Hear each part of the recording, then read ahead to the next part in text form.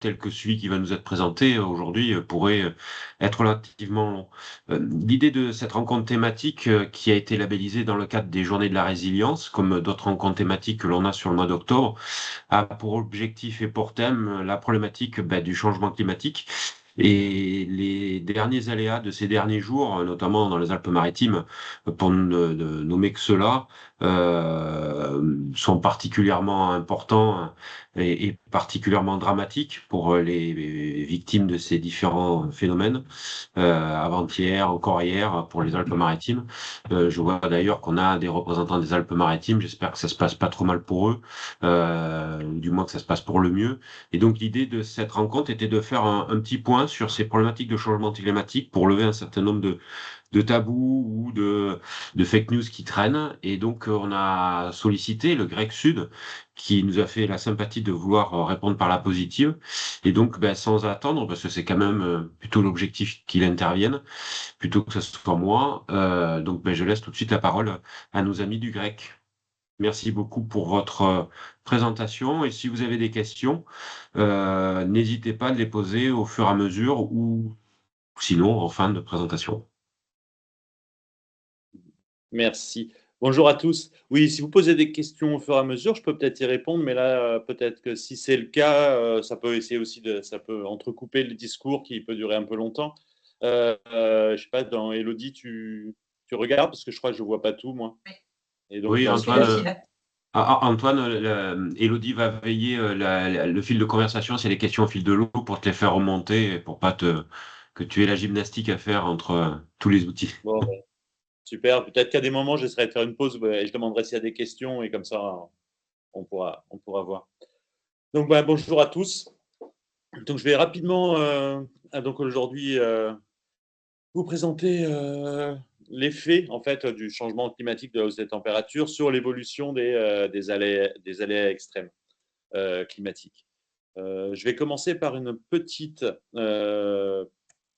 Alors attendez, hein, il va falloir que je juste voilà, si une petite présentation du Grec Sud et l'association pour laquelle je travaille. Donc moi je suis Antoine Nico, je suis directeur de l'association Air Climat, c'est-à-dire association pour l'innovation et la recherche au service du climat. Et c'est l'association qui pilote le Grec Sud, le groupe régional d'experts sur le climat. Donc voilà. Cette association, elle est principalement à l'interface science-société. Je ne vais pas m'étendre, hein, ce n'est pas le sujet du jour, mais donc on pilote le groupe régional d'experts sur le climat. On a aussi une chargée de mission sur tout ce qui est agriculture, alimentation, changement climatique. Et peut-être ce qui pourrait être intéressant aussi, c'est on travaille aussi, alors là c'est avec l'ADEME nationale sur un marché pour faire émerger des projets de recherche-action sur les territoires qui viendraient renforcer les actions de transition écologique, voire faire émerger certains sujets, notamment autour des dynamiques économiques et sociales et de la gouvernance, qui pourrait être intéressant aussi dans la gestion des risques.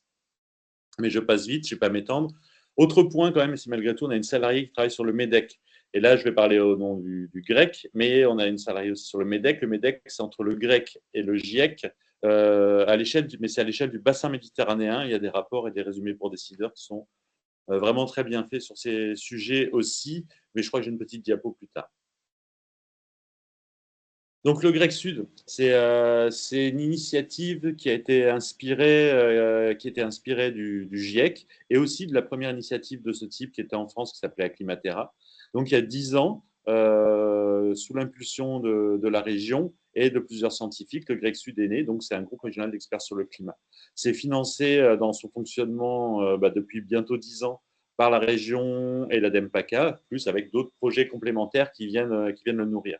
L'objectif, c'est d'être à l'interface science-société, de centraliser la connaissance scientifique et de la mettre à disposition des acteurs du territoire et de renforcer les interactions aussi entre ces scientifiques et les acteurs du territoire. Tout ça, c'est la mise à disposition. C'est pour faciliter des connaissances, hein, c'est pour faciliter et accompagner la prise de décision d'une façon générale. On n'est pas nous-mêmes directement chercheurs ou experts. Par contre, on s'appuie sur la contribution volontaire de scientifiques régionaux ou extra-régionaux, notamment pour les extrêmes. Hein. On travaille beaucoup avec l'IPSL, avec notamment David Faranda ou Robert Bottard, voilà, qui écrivent des textes donc de l'IPSL qui est à Paris.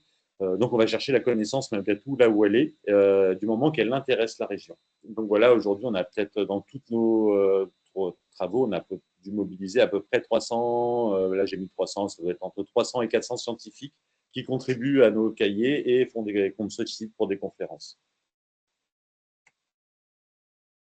Vous trouverez, alors ma présentation va être, même effectivement en 2 heures, va être très superficielle, j'espère pas trop triviale. Mais vous trouverez toutes les informations, tous les cahiers qu'on a produits sont en accès libre sur le site du Grec Sud. Donc là, il y en a 9, on est bientôt à 12 cahiers thématiques. Donc il y a des cahiers thématiques sur la ressource en eau, la montagne, la santé, la mer et le littoral, etc. Et des cahiers transversaux sur certains territoires.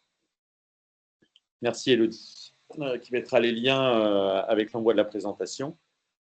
Donc voilà, tout est centralisé ici. Vous avez tout à votre disposition et on fait aussi maintenant des plaquettes synthétiques illustrées par Macha. On voit le petit dessin en haut, qui en 4 pages dresse un panorama vraiment des enjeux. Le prochain qui va sortir, j'ai mis octobre 2024, ça y est, c'est un cahier justement qui traitait de l'évolution des extrêmes climatiques en région Provence-Alpes-Côte d'Azur, en lien avec le changement climatique. Ce cahier va sortir, ça fait 5 ans qu'il était en chantier, mais en fait, il exprime bien. Alors, dans les 5 ans, retard, c'est effectivement parce que quelquefois on est débordé, qu'on n'est pas toujours très bon. Mais malgré tout, il y avait aussi une autre raison, c'est que les connaissances sur l'évolution des extrêmes climatiques, que ce soit des extrêmes de précipitation, de température, alors de température, c'était un peu plus simple sur les vagues de chaleur, mais de précipitation, de vagues de submersion, de tempêtes, les connaissances sont encore vraiment ou parcellaires, ou en tout cas, elles mettent en évidence que c'est des sujets extrêmement complexes. Et donc, ça a été assez compliqué d'arriver à faire un cahier, d'ailleurs, qui va sortir, qui est loin d'être parfait, mais qui essaye de dresser au moins l'état actuel des connaissances. Et beaucoup d'auteurs, de chercheurs avaient contribué à ce cahier. Donc, il était normal qu'on le sorte et qu'on le présente. Il sera complété au fur et à mesure des connaissances qui sortent.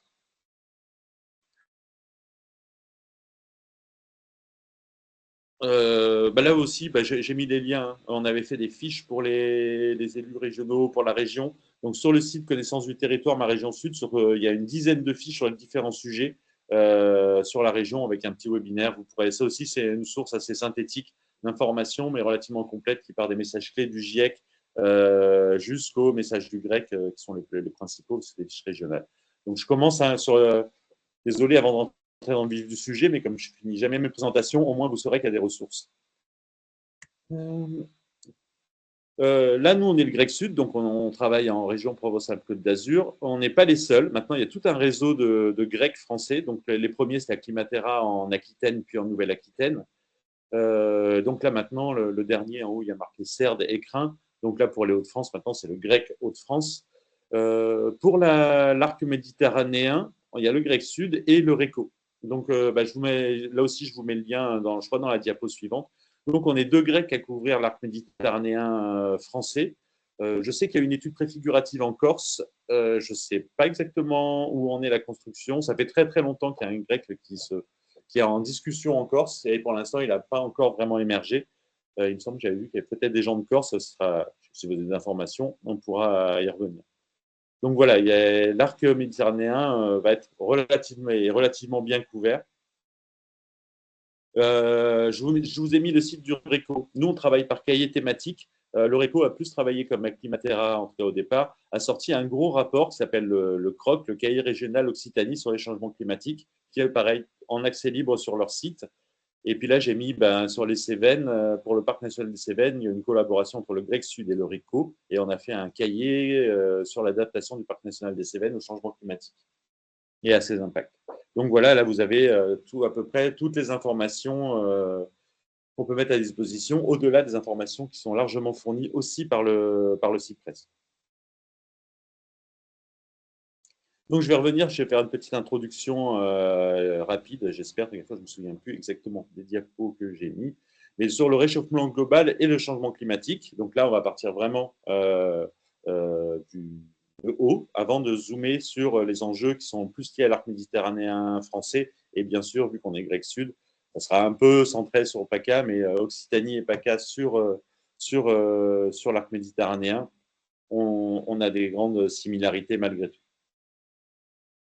Donc le réchauffement global, pour faire rapide, hein, ce qu'on voit, c'est que depuis le début de l'ère industrielle, la planète s'est réchauffée d'à peu près 1,1-1,2 degrés. Ce qui caractérise vraiment cette hausse des températures, c'est qu'elle est d'une grande ampleur, c'est beaucoup, hein, 1,2. La différence entre l'ère glaciaire et l'interglaciaire, l'Holocène dans lequel on est, c'est à peu près 4 degrés de différence. Ces 4 degrés, on les a passés à peu près en 4 ou 5 000 ans, voire un peu plus. Donc là, quand on parle par exemple de la trajectoire d'adaptation au changement climatique, d'une augmentation de 4 degrés, on parle de 4 degrés en 250 ans à peu près, alors que là, entre l'ère glaciaire et aujourd'hui, on avait eu 4-5 degrés en 4000 ans. Donc en fait, ce qui caractérise cette hausse des températures, c'est son ampleur et c'est sa vitesse, c'est la rapidité. Les 10 dernières années ont été les plus chaudes jamais enregistrées. 2023 est une année record et de loin.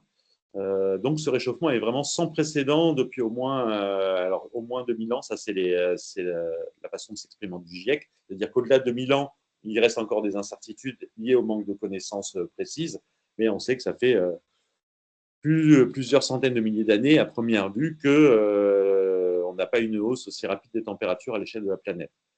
Ce que dit le GIEC aussi, c'est que l'origine anthropique de cette hausse des températures fait aujourd'hui consensus dans le monde scientifique, et de plus en plus au-delà du monde scientifique, en tout cas je l'espère, et, et que même si en fait le climat a toujours varié et qu'il y a plein de forçages naturels du climat, on est tous d'accord avec ça, cette hausse des températures observées sur le XXe siècle et sur le XXIe siècle est vraiment directement liée aux activités humaines, notamment aux émissions de gaz à effet de serre liées à l'utilisation des énergies fossiles, de l'élevage, de la cimenterie, de la destruction des milieux naturels, notamment aussi de la déforestation des zones tropicales. Donc voilà, c'est vraiment l'augmentation des gaz à effet de serre qui provoque cette hausse des températures au niveau global.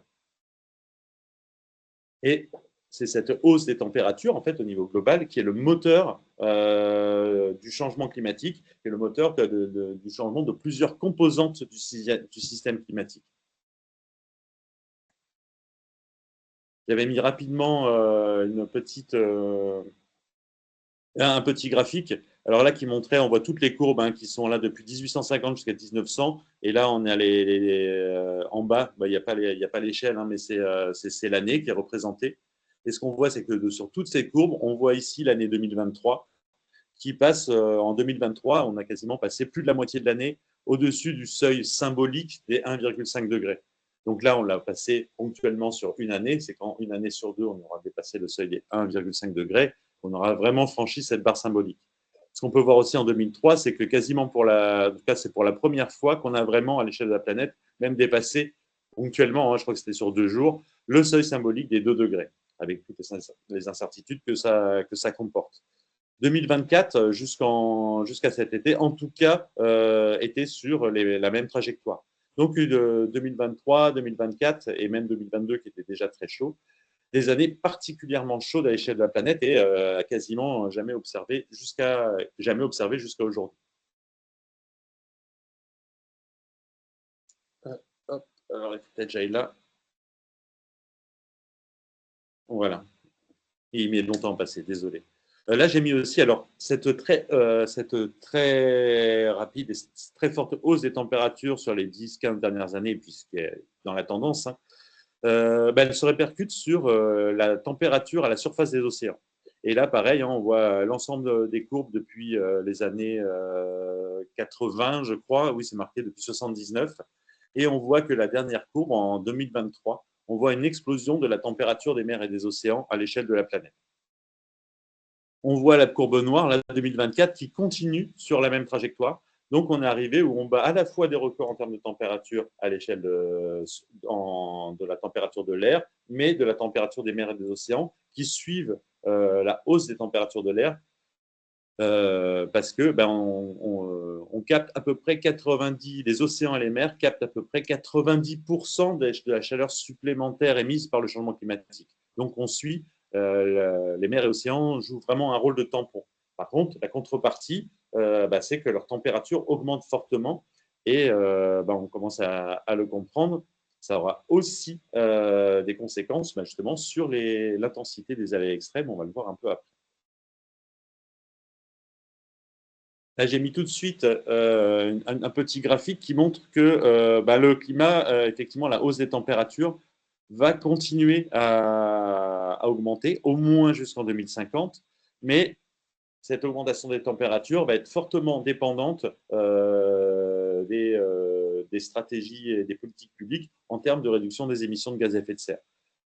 Si on suit les recommandations mises en place à partir de la COP 21 et les directives européennes et les directives mondiales, on devrait atteindre la neutralité carbone en 2050 et à partir de ce moment-là, les températures pourraient se stabiliser.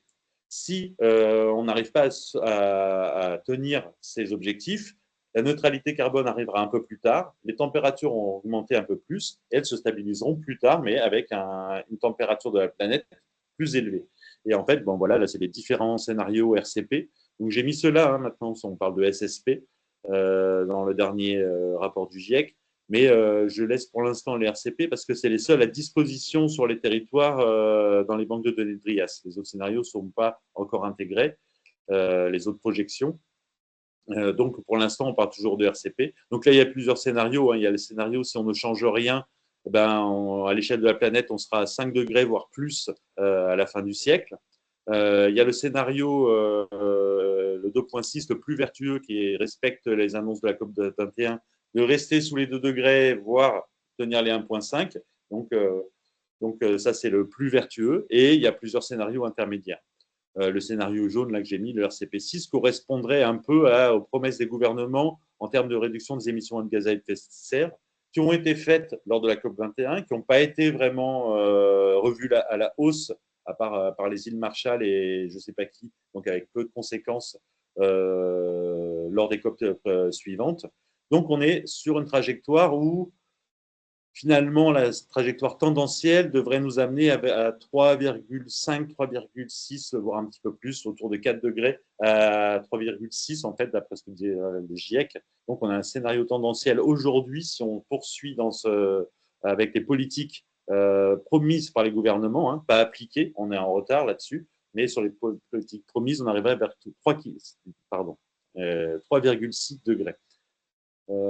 J'y reviendrai peut-être, je ne suis pas sûr que je voulais rajouter ces diapos-là. Ça correspond en fait à la TRAC. On n'en a pas encore parlé parce que le PNAC 3 n'est pas sorti, ou on en entend parler un peu. La TRAC, c'est la trajectoire nationale d'adaptation au changement climatique, qui nous emmènera, qui considère qu'on aura une hausse des températures qui va à peu près à 4 degrés de hausse des températures en France. Et donc, on a, par exemple, sur Climadiag, un site très, très bien de Météo France, on tape le nom de sa commune, on a les projections sur sa commune en termes de hausse de température, de nuit tropicale, etc., etc. Je pense que j'ai oublié de rajouter ces diapos.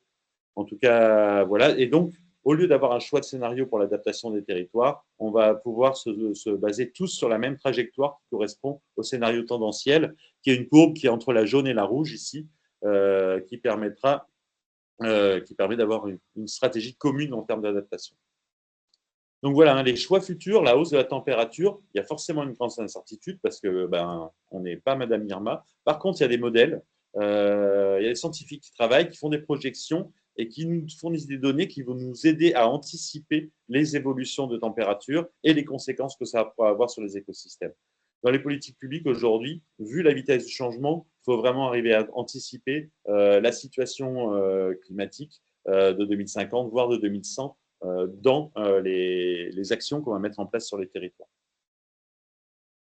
Et ça, à tous les niveaux.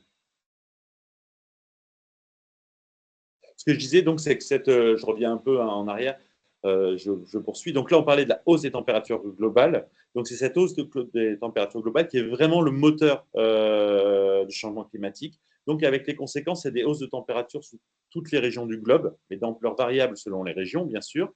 C'est une modification du régime des précipitations. Alors, ce qu'on dit souvent, c'est que là où il pleuvait le plus, il va pleuvoir peut-être un peu plus. Là où il pleuvait le moins, il pleuvra un peu moins. En fait, ce que ça exprime, c'est que, alors d'une façon générale, là encore, je caricature un peu, le changement climatique va avoir tendance à renforcer les caractéristiques d'un territoire donné et va aussi avoir tendance à mettre le doigt là où ça fait mal. Donc là, on renforce.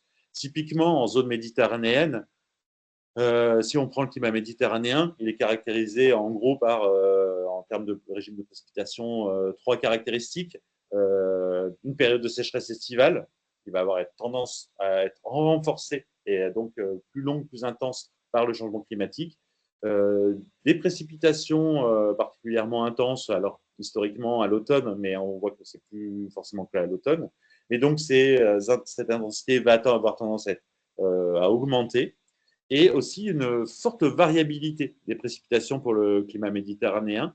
Et cette variabilité peut être aussi renforcée par le changement climatique. Donc voilà, ça peut être à la fois un renforcement des caractéristiques géographiques, des caractéristiques ou des caractéristiques temporelles dans l'année. Une des conséquences aussi, c'est l'augmentation en fréquence et en intensité des événements extrêmes. Donc, ça va être l'objet de la journée. On va y revenir plus en détail sur la région.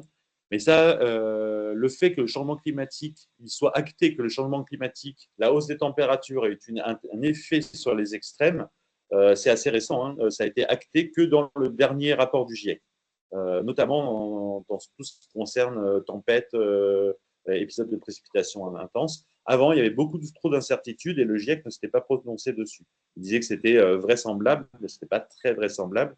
Donc aujourd'hui, oui, il y a des données et le changement, la hausse des températures induit une modification des aléas extrêmes. Autre point, hein, c'est la modification des caractéristiques physico-chimiques et biologiques des mers et des océans. Donc là, c'est vraiment un panorama très, très général en 4 points. Mais voilà, les conséquences de la hausse des températures globales sont bien sûr plus larges que ça et ont des conséquences elles-mêmes en cascade. Hein. Ça veut dire que ces composantes climatiques qui évoluent vont avoir des conséquences sur nos activités économiques, sur les écosystèmes, sur les populations, sur la santé, etc. etc. Autre point, et là, comme j'y reviendrai peut-être pas, surtout que ma présentation va sûrement être un peu longue, c'est comment dire, c'est le fait qu'aujourd'hui, il faut essayer de ne plus dissocier climat et ne pas opposer climat et biodiversité. C'est deux enjeux qui sont intrinsèquement liés, parce que la biodiversité aujourd'hui est comment dire, est quasiment la solution, si je peux caricaturer comme ça, la plus efficace, car elle régule le climat. Alors, bien sûr, parce qu'elle séquestre énormément de carbone, donc 50% de nos émissions sont captées par les écosystèmes terrestres ou marins, mais aussi cette biodiversité, on le voit, hein, peut atténuer les ondes de crue.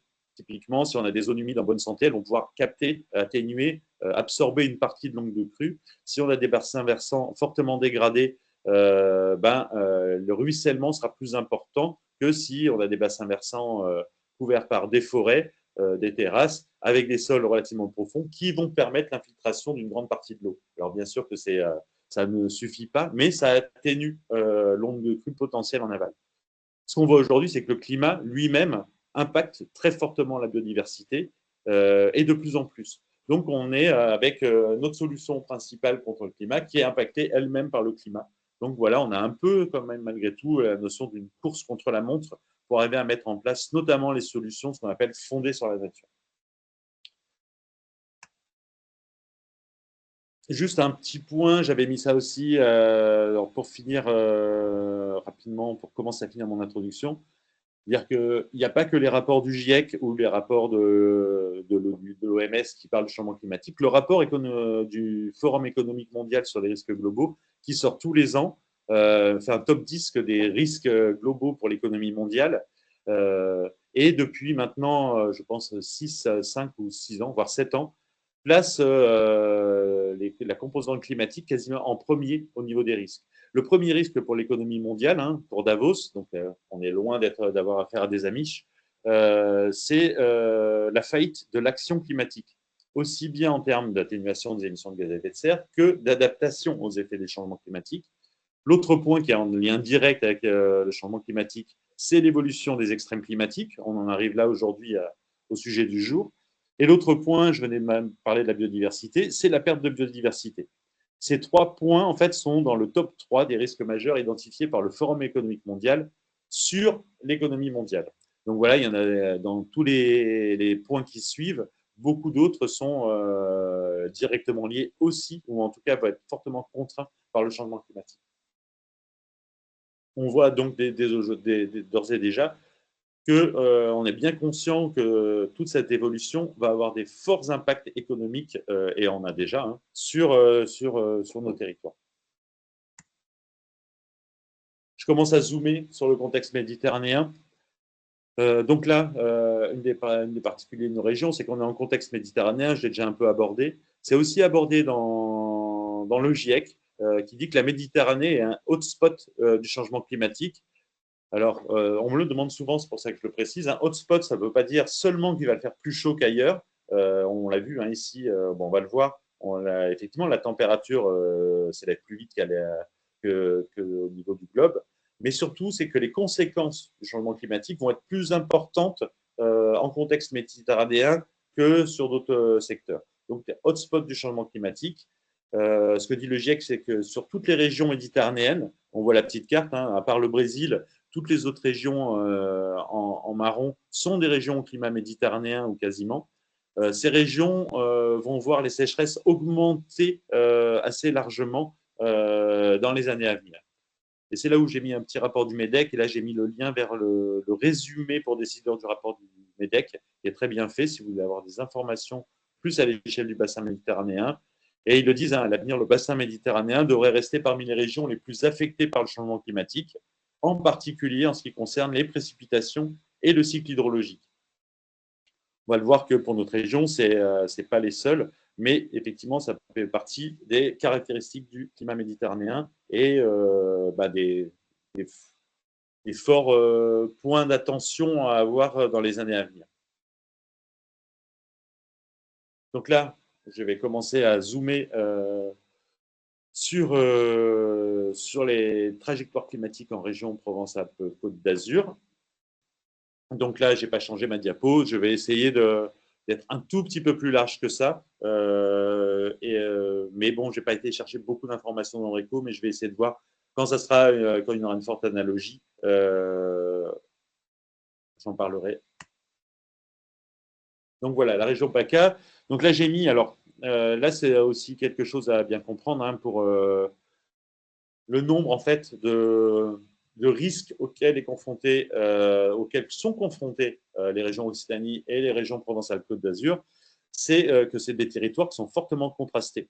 Alors, avec des grandes zones humides, et ça, on l'a aussi bien en Occitanie qu'en PACA, notamment avec les grandes zones humides côtières, une agriculture, une forêt méditerranéenne dans les massifs ou préalpins ou des massifs du Piémont des Cévennes, voire des Cévennes, des grandes villes. 80% de la population vit dans les grandes agglomérations. Alors ça, c'est les chiffres pour la région PACA, mais je pense que ça ne doit pas être très éloigné pour l'Occitanie, mais c'est peut-être pas exactement le même contexte.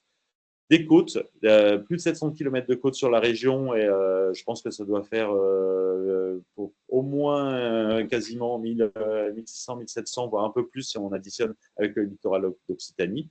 Donc voilà, et des côtes très, très, très contrastées, avec à la fois des côtes rocheuses et des grands littoraux sableux. Et des massifs montagneux. Donc les Alpes, hein, avec des sommets à plus de 4000 mètres, mais avec les Pyrénées. Et puis après, on peut considérer que le sud des Cévennes, avec notamment le Mont Aigoual qui monte à plus de 1500 mètres, peuvent être considérés effectivement comme des zones qui commencent à être des zones montagneuses. Donc voilà, en fait, c'est des forts contrastes. Et là, j'avais mis des flèches sur la petite carte au milieu qui montrent qu'aussi, il y a des grands enjeux qui ne sont pas simplement géographiques. Et typiquement, il y a des enjeux aussi en termes de transfert d'eau. C'est-à-dire qu'une région comme Marseille ne peut se développer et n'existe que parce qu'on a transféré l'eau des Alpes. Donc, il y a aussi d'autres contextes comme ça, au-delà des contextes géographiques, qui sont des contextes structurels. Et là, ces flux hein, de solidarité, de flux amont-aval en termes de ressources en eau, on va bientôt les retrouver aussi. On commence à les retrouver aussi en termes d'énergie. Mais ça, c'est une autre question. Donc là, je zoome l'évolution des températures en région Provence-Alpes-Côte d'Azur. Là, c'est sur les 60 dernières années. Donc là, ce qu'on voit, c'est que clairement, la hausse je vous ai montré tout à l'heure à l'échelle globale, on la retrouve. Ici, la tendance est quasiment la même.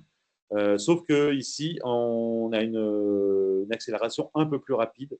Depuis les années 60, on a une augmentation de la température de 1,8 degrés sur l'arc méditerranéen d'une façon globale.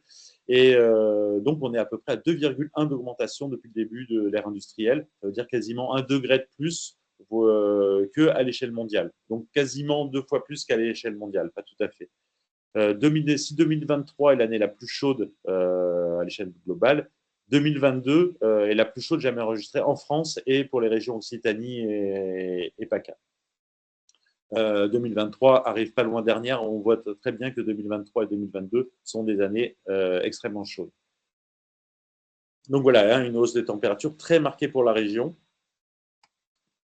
qui va avoir des conséquences typiquement en termes d'évolution d'influence. Ça va être le moteur, ça va gonfler les événements extrêmes qui vont devenir plus fréquents, plus intenses, voire plus longs en lien avec cette hausse de température. Alors là, j'ai mis plus fréquent, plus intense, je n'ai pas mis plus long. La seule, j'allais dire peut-être le seul point commun qu'on a avec tous ces extrêmes que je vais citer, c'est la hausse de l'intensité. Dès qu'on va commencer à parler de fréquence, notamment sur les épisodes méditerranéens, on va le voir, hein, on a beaucoup plus d'incertitudes. Est-ce qu'ils sont plus nombreux? C'est absolument pas sûr. On a vraiment du mal à savoir. Est-ce qu'ils sont plus intenses? Oui, là, on verra qu'il y a des tendances sur l'intensité. Sur les durées, ben voilà, sur les durées, ça va dépendre aussi. Le seul point sur lequel on est à peu près certain, et là on s'écarte peut-être des risques majeurs, mais par contre on est vraiment dans les risques et dans un des risques les plus importants, c'est les vagues de chaleur. On sait que les vagues de chaleur, on va le voir, seront plus fréquentes, plus intenses et plus longues. C'est le seul point sur lequel on est sûr au niveau de ces trois adjectifs. Donc là, j'ai pris un petit graphique qui est sorti hein, du rapport du GIEC. Les événements extrêmes qui ont été mentionnés par le GIEC correspondent tous à peu près, on les a tous hein, en région méditerranéenne, sur nos côtes en tout cas, parce que sur le sud du bassin méditerranéen, on va voir que sur par exemple les précipitations intenses, c'est pas si évident. Mais en tout cas, en termes de chaleur extrême, ça veut dire de vagues de chaleur, de canicules, elles vont être plus fréquentes, plus intenses et plus longues. Ça concerne très largement nos régions. Des précipitations plus intenses, ça concerne également nos régions, aussi avec les épisodes qui s'appelaient épisodes Cévenol, qu'on peut toujours appeler épisode Cévenol ou épisode méditerranéen, mais qui concernent vraiment quasiment l'ensemble de l'arc méditerranéen, avec des caractéristiques un tout petit peu plus différentes en ce qui concerne les parties montagneuses et les parties qui ne seront pas montagneuses, on aura plus des orages stationnaires. Mais bon, les caractéristiques sont un tout petit peu différentes, mais les conséquences sont les mêmes. Donc des pluies plus intenses, des sécheresses qui vont être de plus en plus intenses. Alors, pas forcément en lien avec l'évolution des précipitations, mais en lien avec la hausse des températures. Ça veut dire que même à l'évolution des précipitations constantes, vu qu'il fait beaucoup plus chaud, on aura forcément des sécheresses beaucoup plus importantes. La conséquence de la hausse de la chaleur, des sécheresses, c'est des feux beaucoup plus importants, et notamment des feux extrêmes, ça veut dire des feux beaucoup plus chauds avec des caractéristiques différentes. Ça, on les a aussi pour nos deux régions.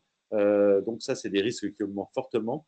Et dans les océans, ce qu'on va avoir principalement en termes d'extrêmes climatiques, il va y avoir bien sûr aussi des canicules sous-marines, mais ce qui va jouer aussi sur les extrêmes, sur notre exposition à certains extrêmes, certains risques majeurs, ça va être la hausse du niveau marin qui va renforcer notre exposition aux vagues de submersion, aux tsunamis. Donc, on a à peu près tous ces risques qui sont représentés sur la région, plus d'autres, hein, avec des conséquences en cascade, notamment en termes de mouvement de terrain, etc., etc. Donc là, je parle vraiment des aléas directement liés au changement climatique.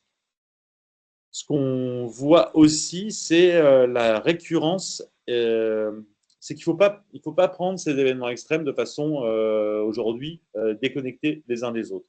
Là, si je prends les vagues de chaleur et les sécheresses sur pas les 10 dernières années, mais presque, ce qu'on voit, c'est qu'on a une récurrence de ces phénomènes. Hein. Pour les vagues de chaleur, on en a maintenant quasiment tous les ans. L'idée n'est pas de savoir si l'année prochaine, on aura une vague de chaleur ou pas. L'idée, ce qu'on aimerait savoir, c'est combien on en aura des vagues de chaleur l'année prochaine, quelles seront leur durée et quelle sera l'intensité de cette vague de chaleur. C'est la question qu'on se pose, on se demande même plus si on en aura une ou pas sur la région. Pour les sécheresses, ce n'est pas exactement le même concept, mais ce qu'on voit, c'est qu'elles apparaissent de plus en plus souvent. Et donc, on a une récurrence de ces événements et on a une concomitance également de ces événements. Donc, avec un impact encore plus fort sur les hydrosystèmes, sur les écosystèmes, voire sur nos activités économiques et sur notre santé. Donc, voilà, c'est les événements en tant que tels qui augmentent, mais aussi qui interagissent les uns avec les autres et qui vont avoir en fait des effets qui se renforcent mutuellement.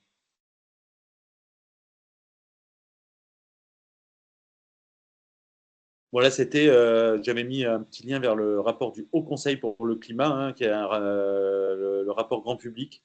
Donc, je pense que vous l'avez tous déjà feuilleté. Chaque année, il y a un rapport pour le public, hein, du Haut Conseil pour le climat qui est extrêmement bien fait aussi. Et en 2023, il faisait un bilan de l'année 2022, hein, donc il y a une année extrême en France. D'ailleurs, ce sera peut-être une année analogue, une année, comment dire, normale d'ici 2050. Et elle a montré par tous les événements qui sont arrivés, notre capacité à y faire face, que la France n'était manifestement pas prête à faire face aux effets du changement climatique. Donc voilà, hein, je ne vais pas m'étendre là-dessus. Mais en tout cas, je vous conseille les rapports du Haut Conseil pour le climat qui sont, à mon sens, extrêmement bien faits et les rapports grand public sont extrêmement pédagogiques. Et en tout cas, ils ont bien montré qu'aujourd'hui, face à ces événements, on n'est toujours pas prêt. L'objectif de tout ce que je suis en train de dire et de ce que je vais montrer après, et c'est souvent des remarques qu'on peut nous faire, il ne faut pas faire peur, il ne faut pas être alarmiste, surtout pas être catastrophiste. L'idée, elle n'est pas là, en fait. L'idée, elle est de mettre à disposition les connaissances pour anticiper et faciliter la décision. Les connaissances, effectivement, ce qu'il faut, c'est essayer de les sourcer et c'est qu'elles soient les plus factuelles possibles. Effectivement, quand on les met les unes derrière les autres, quelquefois, ça donne une impression d'être catastrophiste. Non, en fait, c'est juste que si aujourd'hui, on n'anticipe pas ces effets-là, ça aura des conséquences fortes sur nos territoires. Et aujourd'hui, l'apport de connaissances, on n'est plus dans l'alerte, mais dans la mise à disposition des connaissances, effectivement, pour mettre en place des stratégies sur les territoires en termes d'adaptation au changement climatique, aussi en termes de gestion de crise, d'appréhension des événements extrêmes, qui soient pertinentes sur le long terme. Donc voilà pour la petite parenthèse. Peut-être qu'avant de rentrer dans le détail des éléments, je ne sais pas si vous avez des questions. Non, pas de questions. S'il n'y a pas de questions, On peut poursuivre, Antoine, je pense. Ouais, je continue. Donc là, je vais zoomer un peu, typiquement. Une question de Bernard Durkel. Je ne sais pas si vous pouvez mettre votre micro ou si c'est. Juste ouvrir le micro. Le taper.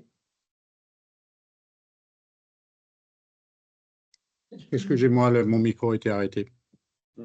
Oui, mon nom est Bernard Durkel. Je ne sais pas si c'est le bon moment de réagir dans cette présentation qui est extrêmement intéressante.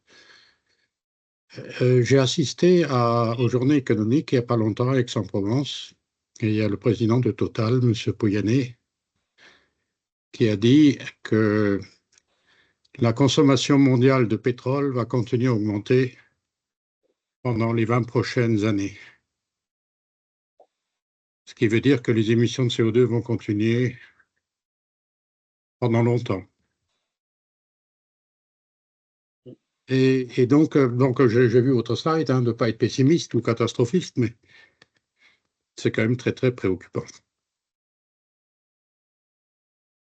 Clairement. Et donc, je me demande, parce que nous sommes dans l'industrie, excusez-moi, je continue à raisonner. Oui, pardon.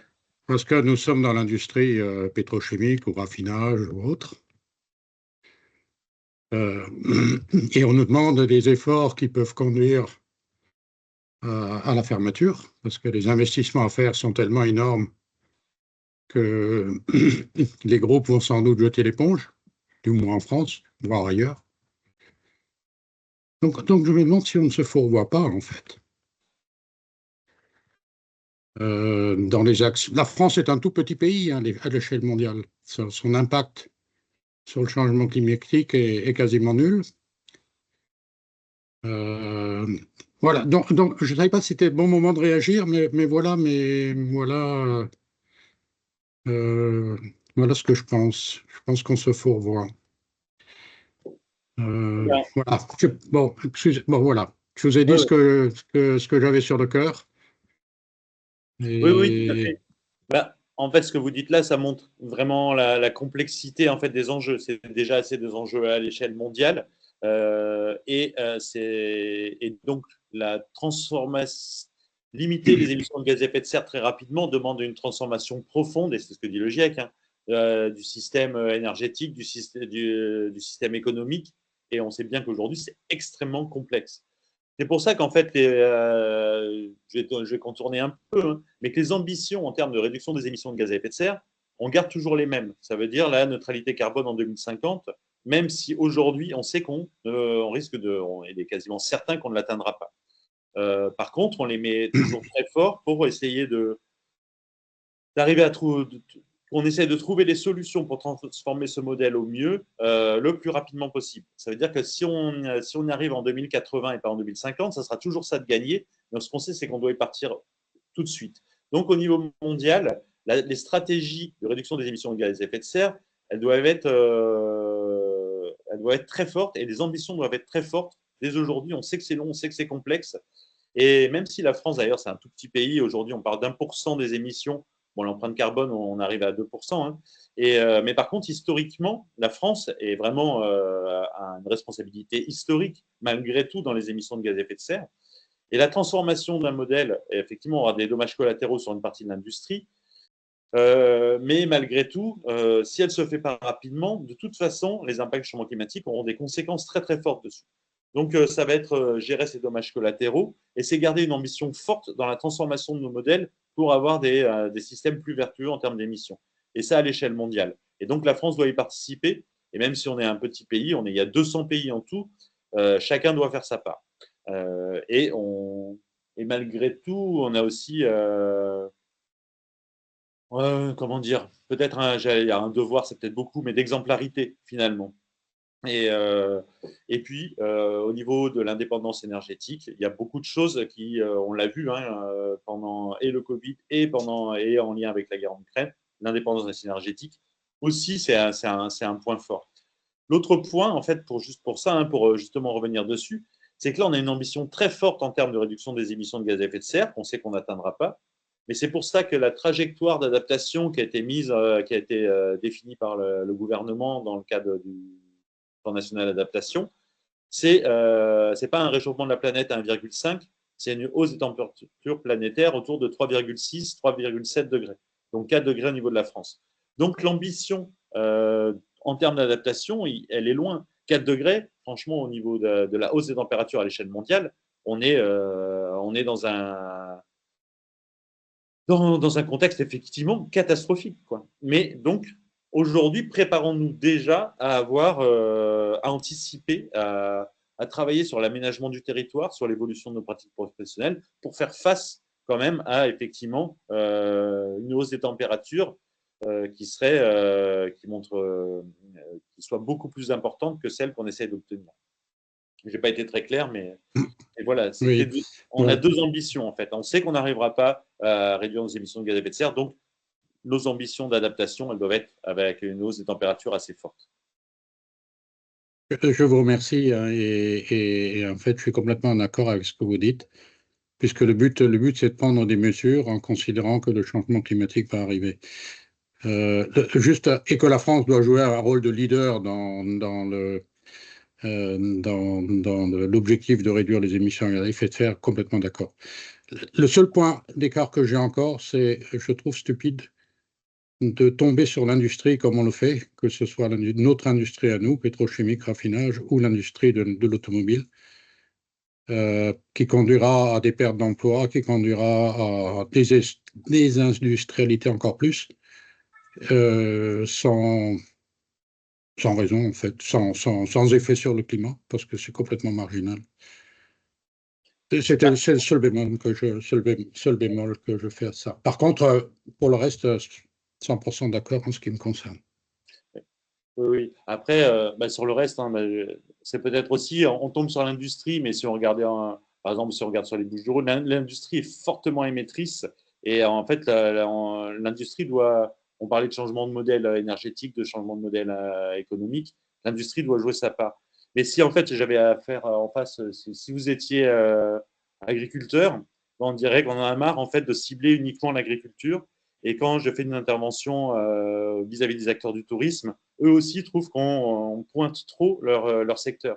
Donc là, je provoque un peu, hein. Mais en fait, le problème, c'est que justement, tous les secteurs sont concernés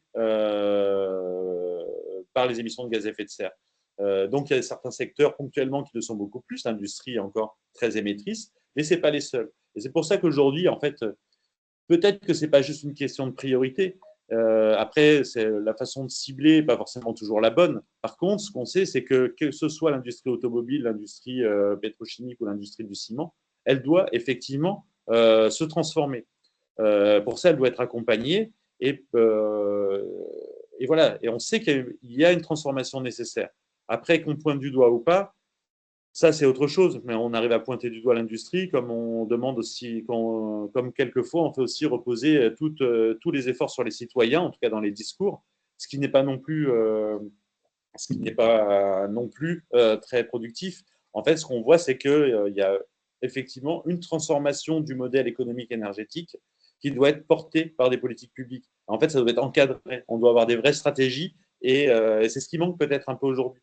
Il y a beaucoup de plans, il y a de plus en plus d'injonctions réglementaires, mais peut-être qu'il manque encore un peu de cohérence dans les stratégies à mettre en place et surtout peut-être limiter justement ce que vous disiez, hein, les oppositions entre les différents secteurs et entre les différentes parties prenantes, où on oppose un peu trop alors qu'on devrait tous aller dans le même sens et qu'on a tous des connaissances à apporter. Et plus on aura une culture commune sur tous ces enjeux, même si on n'est pas d'accord, plus on arrivera à faire bouger les choses. Je suis encore complètement d'accord, hein, mais pas au prix de tuer l'industrie. C'est le seul bémol, là, pas au prix. L'industrie a du mal à s'adapter, il faut du temps. Et donc, si ça doit conduire comme à la fermer, comme Carlos Alvarez qui a dit récemment que l'industrie automobile en Europe va disparaître, ou en France, dans les 10 ans ou dans les 15 ans, il ne faut pas payer ce prix-là. Il faut aller exactement dans ce que vous dites, réduire, travailler, mais pas au prix de tout détruire. Ça dépendra de la capacité justement de ces industries à se transformer. Après, en fait, qu'on les détruise ou pas, en fait, elles seront impactées. En fait, si on n'arrive pas à se transformer, elles seront de toute façon, l'économie, et d'ailleurs l'économie mondiale le montre, hein, de toute façon, elles seront extrêmement fortement impactées. Donc, elles doivent jouer leur rôle. Effectivement, moi, je ne suis pas pour forcément détruire toutes les industries, mais il faut qu'elles arrivent. Il faut du temps, effectivement, mais c'est pour ça que quelquefois il y a une notion d'urgence, c'est qu'on sait que c'est très long de transformer des modèles économiques, des modèles industriels. Il faut arriver à les transformer et il faut arriver à avoir le plus d'acteurs autour de la table. Il faut s'y mettre aujourd'hui à la transformation. De toute façon, sinon, comme le reste, hein, elles seront fortement impactées de façon économique et les crises, elles seront là. Donc, en fait, c'est tout un enjeu où en fait, là, ce qui est interrogé, c'est notre capacité à se transformer. Comment on réinterroge nos modèles et si on n'est pas capable d'une part, réinterroger nos modèles et d'autre part, de trouver les solutions qui vont permettre la transformation, qui soient les moins impactantes possibles, bien sûr, mais qui soient drastiques, en fait, tout l'enjeu est là. Et effectivement, hein, il n'y a rien de simple dans tout ça. C'est même largement extrêmement complexe. On est bien d'accord. Donc, encore un mot et puis j'arrête de réagir hein, parce que sinon je occupe toute la place et je ne veux pas faire plus. Oui, c'est juste de garder à l'esprit qu'au niveau mondial, la consommation de pétrole va augmenter dans les 2 prochaines décennies et il faut le garder à l'esprit.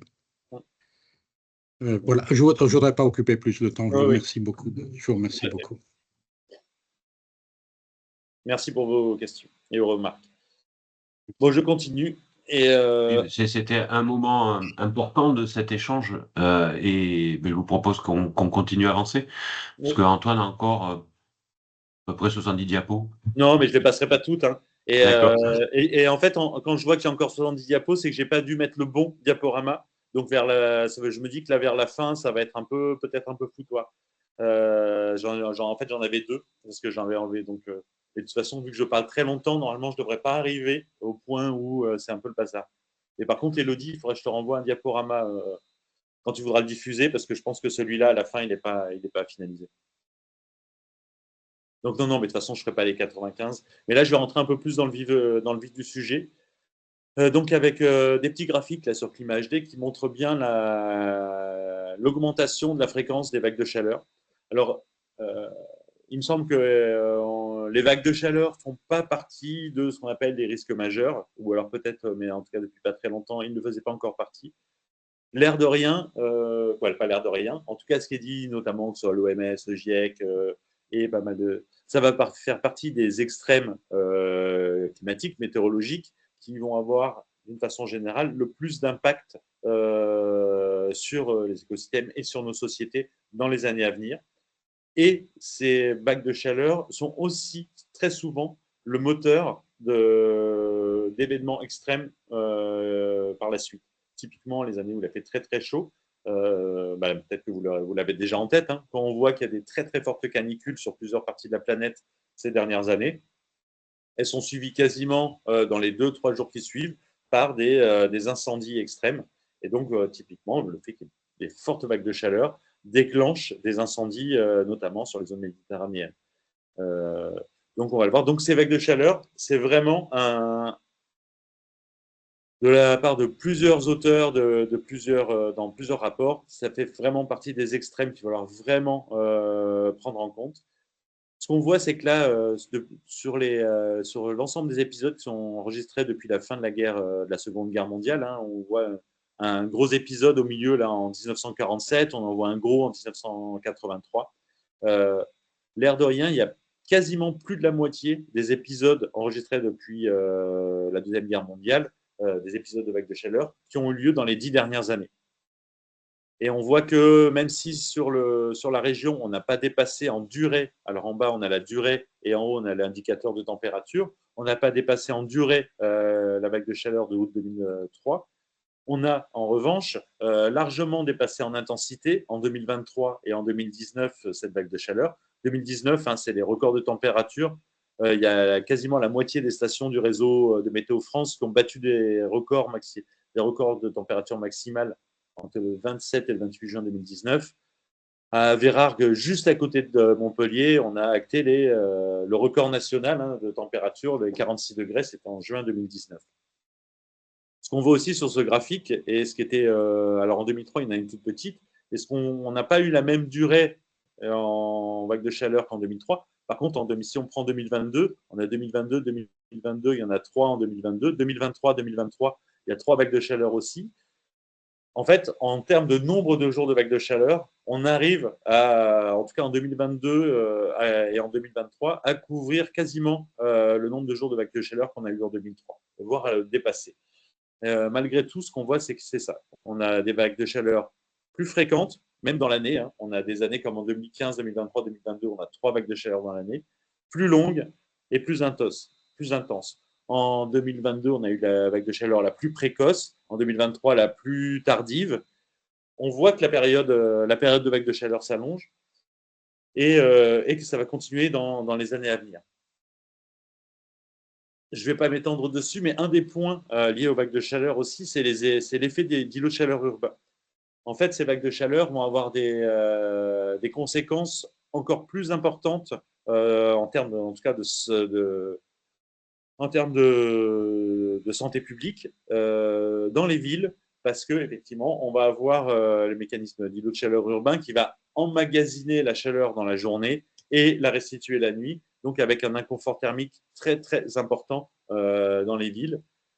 Ça ne concerne pas forcément que les grandes villes, ça concerne aussi, là, on avait fait un transect, alors on avait fait, c'est à la maison météo du climat des Alpes, géographie RSTR, dans le cadre d'un travail, qui avait fait des transects thermiques à Carpentras. C'était le 25 juin, alors c'est pas 2029, comme j'ai mis là, c'est 2019, entre 5h30 et 6h30 du matin. Ils ont pris un vélo, des capteurs, et ils ont traversé Carpentras d'est en ouest. Et on voit que même pour une petite ville, le matin, on avait jusqu'à plus de 5 degrés d'écart entre les parcelles agricoles et le cœur de la ville. Carpentras n'est pas une très grande ville, mais on voit que déjà là, on peut avoir en période de vague de chaleur des écarts assez importants. C'est-à-dire que de dormir plusieurs jours à 15 degrés ou à 20 degrés, ce n'est pas la même chose. On le voit, hein, ça c'est le phénomène des nuits tropicales qui sont au-dessus de 20 degrés. Elles sont en explosion.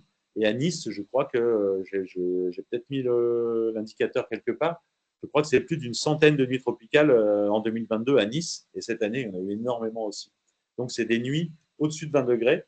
Dans certaines communes, comme à Marseille, ces nuits-là, on a des grandes périodes où, en cœur de ville, les nuits ne descendent pas en dessous de 26 degrés pendant des semaines entières. Donc avec des enjeux de santé publique extrêmement forts. Bon, là, c'était sur les décès. Hein.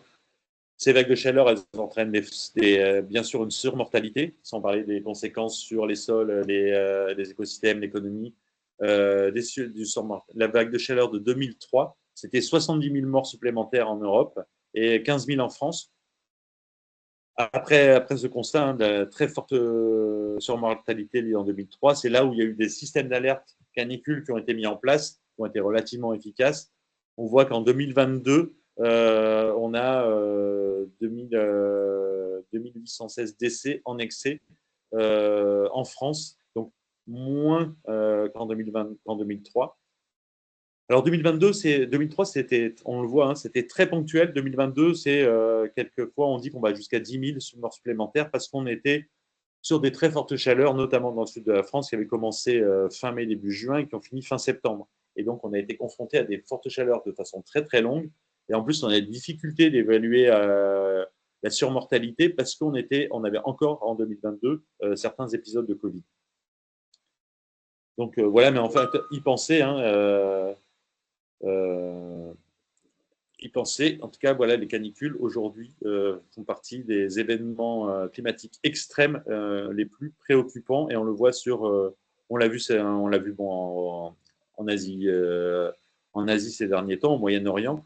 On l'a vu aussi très largement cet été en Turquie et en Grèce, avec les conséquences que ça a eu en termes d'incendie, en termes d'accès à l'eau et en termes d'économie. Beaucoup d'îles en Grèce, face aux incendies et face à la raréfaction de l'eau et aux températures qui provoquaient des inconforts thermiques quasiment ingérables, ont dû annuler énormément de réservations et il y a eu un impact très très fort, alors bien sûr en termes de dégâts, d'incendies extrêmes, mais aussi en termes économiques au niveau touristique. Pour dire que là, c'est l'évolution des températures maximales en été. Alors là, pour dire qu'il y a des données, hein, on sait qu'elles vont encore évoluer sur la région. Et par rapport à la période de référence, on sait que typiquement, là, sur une grande partie du secteur méditerranéen, on devrait encore en été avoir une augmentation autour de 2,5 degrés supplémentaires d'ici 2050. Alors, par rapport à la période de référence 96-2015, donc un petit peu moins, mais voilà, on peut compter sur 2 degrés supplémentaires encore dans les 25 prochaines années, notamment en été, en moyenne. Donc, ça va être, voilà, la température va continuer à augmenter fortement dans les prochaines années. Et ça, il faut l'anticiper sur les prises de décision qui concernent l'évolution des territoires. Quelques indicateurs. Alors là, j'avais sorti donc cette hausse de température qui va augmenter.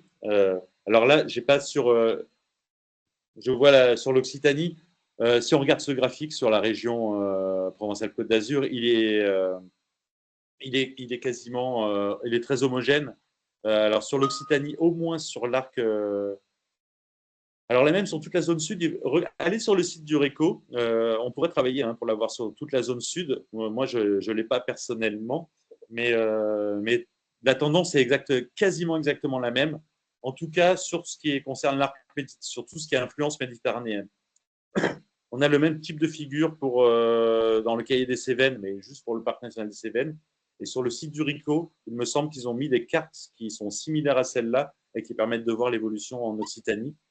Tout à l'heure, j'ai mis le site du RICO. Allez voir, hein, je pense qu'elles sont pas dans le document forcément, mais elles sont sur leur site directement. Donc là c'est par commune. Et donc, avec ça, vous le retrouvez dans Dirias. Et là, c'est basé sur les scénarios. J'aurais pu mettre des indicateurs qui étaient mentionnés, qu'on peut extraire du site Climadiag. Si vous avez Climadiag commune, vous tapez votre commune et vous aurez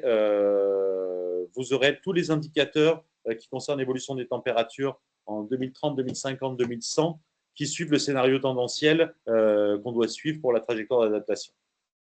Donc, Climadiag commune, là, vous pouvez le faire pendant que je parle. Vous verrez, c'est très très simple et vous aurez plein d'indicateurs.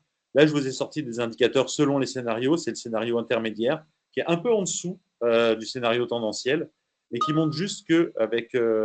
il y a une présentation de Climadiag la semaine prochaine. C'est parfait, je n'irai pas plus loin. Comme ça, je ne dévoile pas. Mais qui montre typiquement, par rapport à la période de référence, le nombre de jours de vagues de chaleur. Alors là, c'est pour le parc des Alpilles, qui est à peu près, qui, je pense, est proche de la frontière entre les deux et montre bien ce qui va se passer en zone méditerranéenne. On a des vagues de chaleur qui vont exploser d'ici 2050. Donc, on passe de 3 en 76-2005 à 22 en 2050 pour le scénario intermédiaire. Les nuits tropicales, elles aussi, vont plus que doubler. Les températures maximales, on l'a dit, elles vont augmenter à peu près encore de 2 degrés sur le territoire en été. Par contre, on va avoir une forte baisse du nombre de jours de gel, typiquement. Donc voilà, il y a des indicateurs. Cette hausse des températures va avoir des conséquences fortes aussi en termes de... c'est elle le moteur, en fait, de ces événements extrêmes de chaleur. Ça, c'est des données DRIAS, mais aujourd'hui qui sont un peu plus complexes à extraire. Alors, on les a aussi bien Orico que nous, mais par contre, aujourd'hui, qui vont être remplacés par Climadiag, et qui est beaucoup plus simple. Là, j'avais mis en bas les scénarios. Si on suit le scénario en 2080, si on suit le scénario le plus pessimiste, ce qui devrait être le cas, malgré tout, on espère que justement à partir de 2080, ça va infléchir. Mais jusque-là, ça va augmenter et on devrait avoir quasiment, en moyenne, donc des années plus, des années moins, quasiment 3 mois de vagues de chaleur. Et ce qu'il faut noter aussi, c'est que dans ces vagues de chaleur, c'est leur intensité. Souvent, on dit que l'arc méditerranéen français, en tout cas Marseille, parce que là, il y a des variations, quand même micro-géographiques, mais on dit que Marseille aura le climat de Séville en 2050. Probablement que le climat sera très très proche de celui de Séville. Par contre, là aujourd'hui, on parle de risque majeur. On aura le climat de Séville, mais avec des extrêmes beaucoup plus importants. En Europe, on n'a jamais dépassé les 50 degrés aujourd'hui, et pas à Séville. Séville n'a jamais dépassé les 50 degrés. En 2050, il est très vraisemblable qu'on ait des vagues de chaleur qui dépassent les 50 degrés. D'ailleurs, à Paris, travaille sur Paris en 2050 avec des températures supérieures à 50 degrés. Ça veut dire qu'on aura un climat proche de Séville aujourd'hui en 2050, mais avec des extrêmes beaucoup plus importants. Et aussi, alors donc, on aura des extrêmes de chaleur beaucoup plus importants. Et Séville, alors on le voit, est concerné par les précipitations extrêmes, mais dans les projections, on sera moins concerné que l'arc méditerranéen français en termes d'événements extrêmes de précipitations. Donc faire attention à l'analogie des climats. Les extrêmes, eux aussi, vont évoluer, mais vont évoluer très fortement.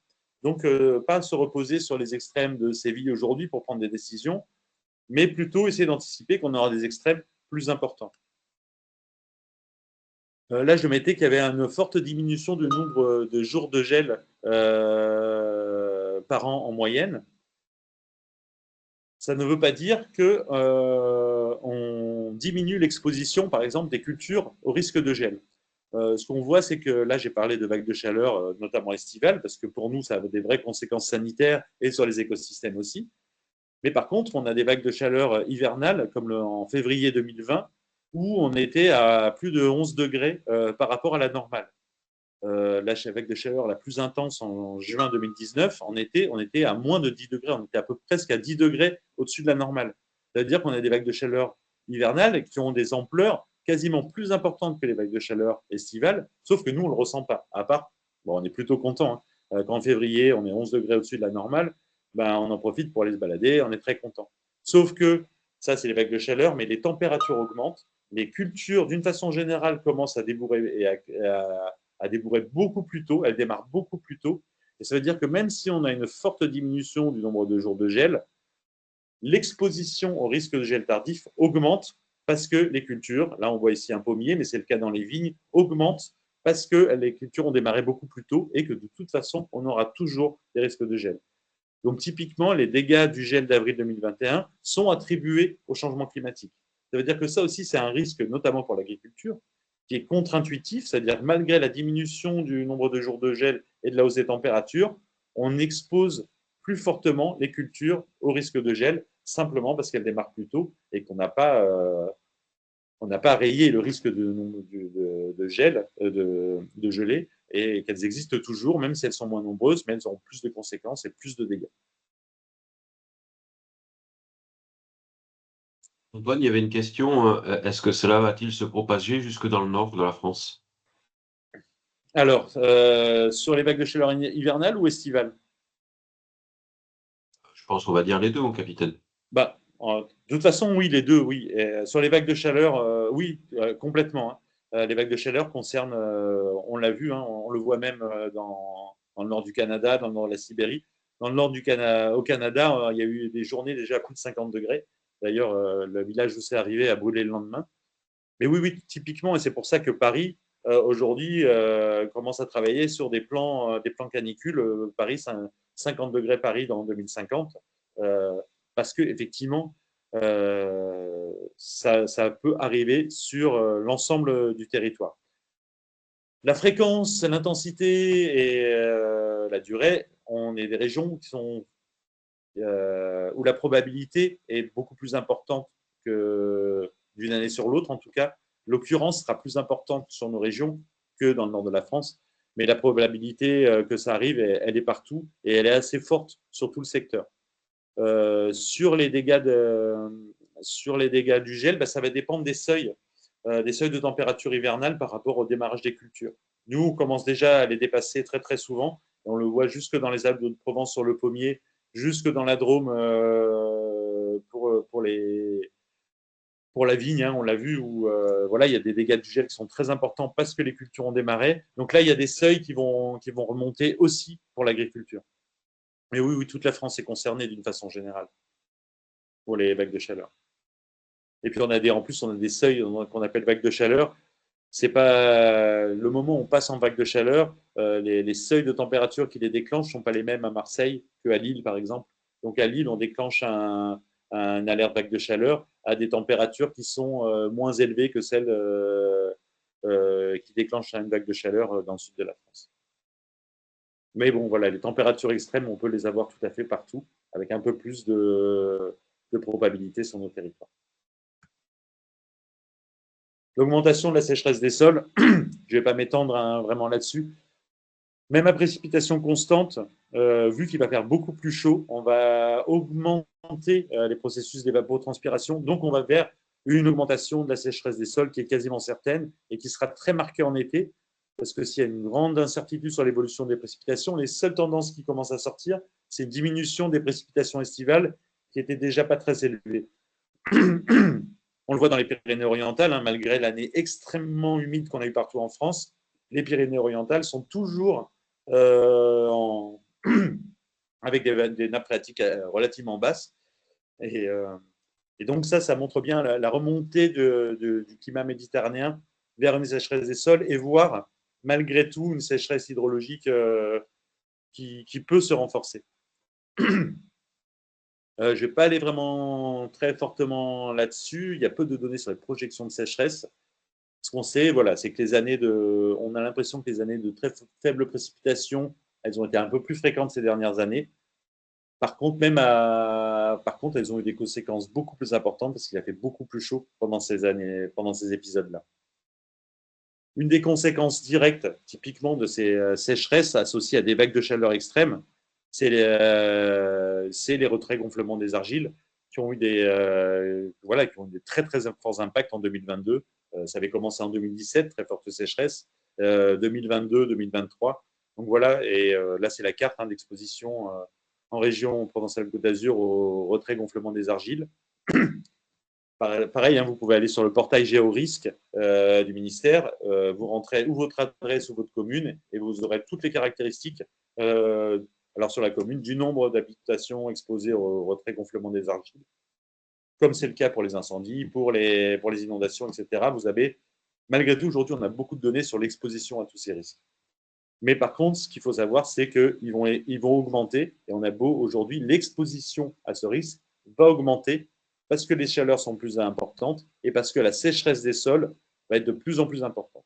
Donc aujourd'hui, à prendre en compte, notamment dans les nouvelles constructions et peut-être aussi dans les zones les plus exposées, à travailler sur la sécurisation de certains bâtiments. Et ça, directement, une des conséquences de la sécheresse, qui n'est pas seulement l'accès à l'eau, mais qui est aussi les mouvements de terrain.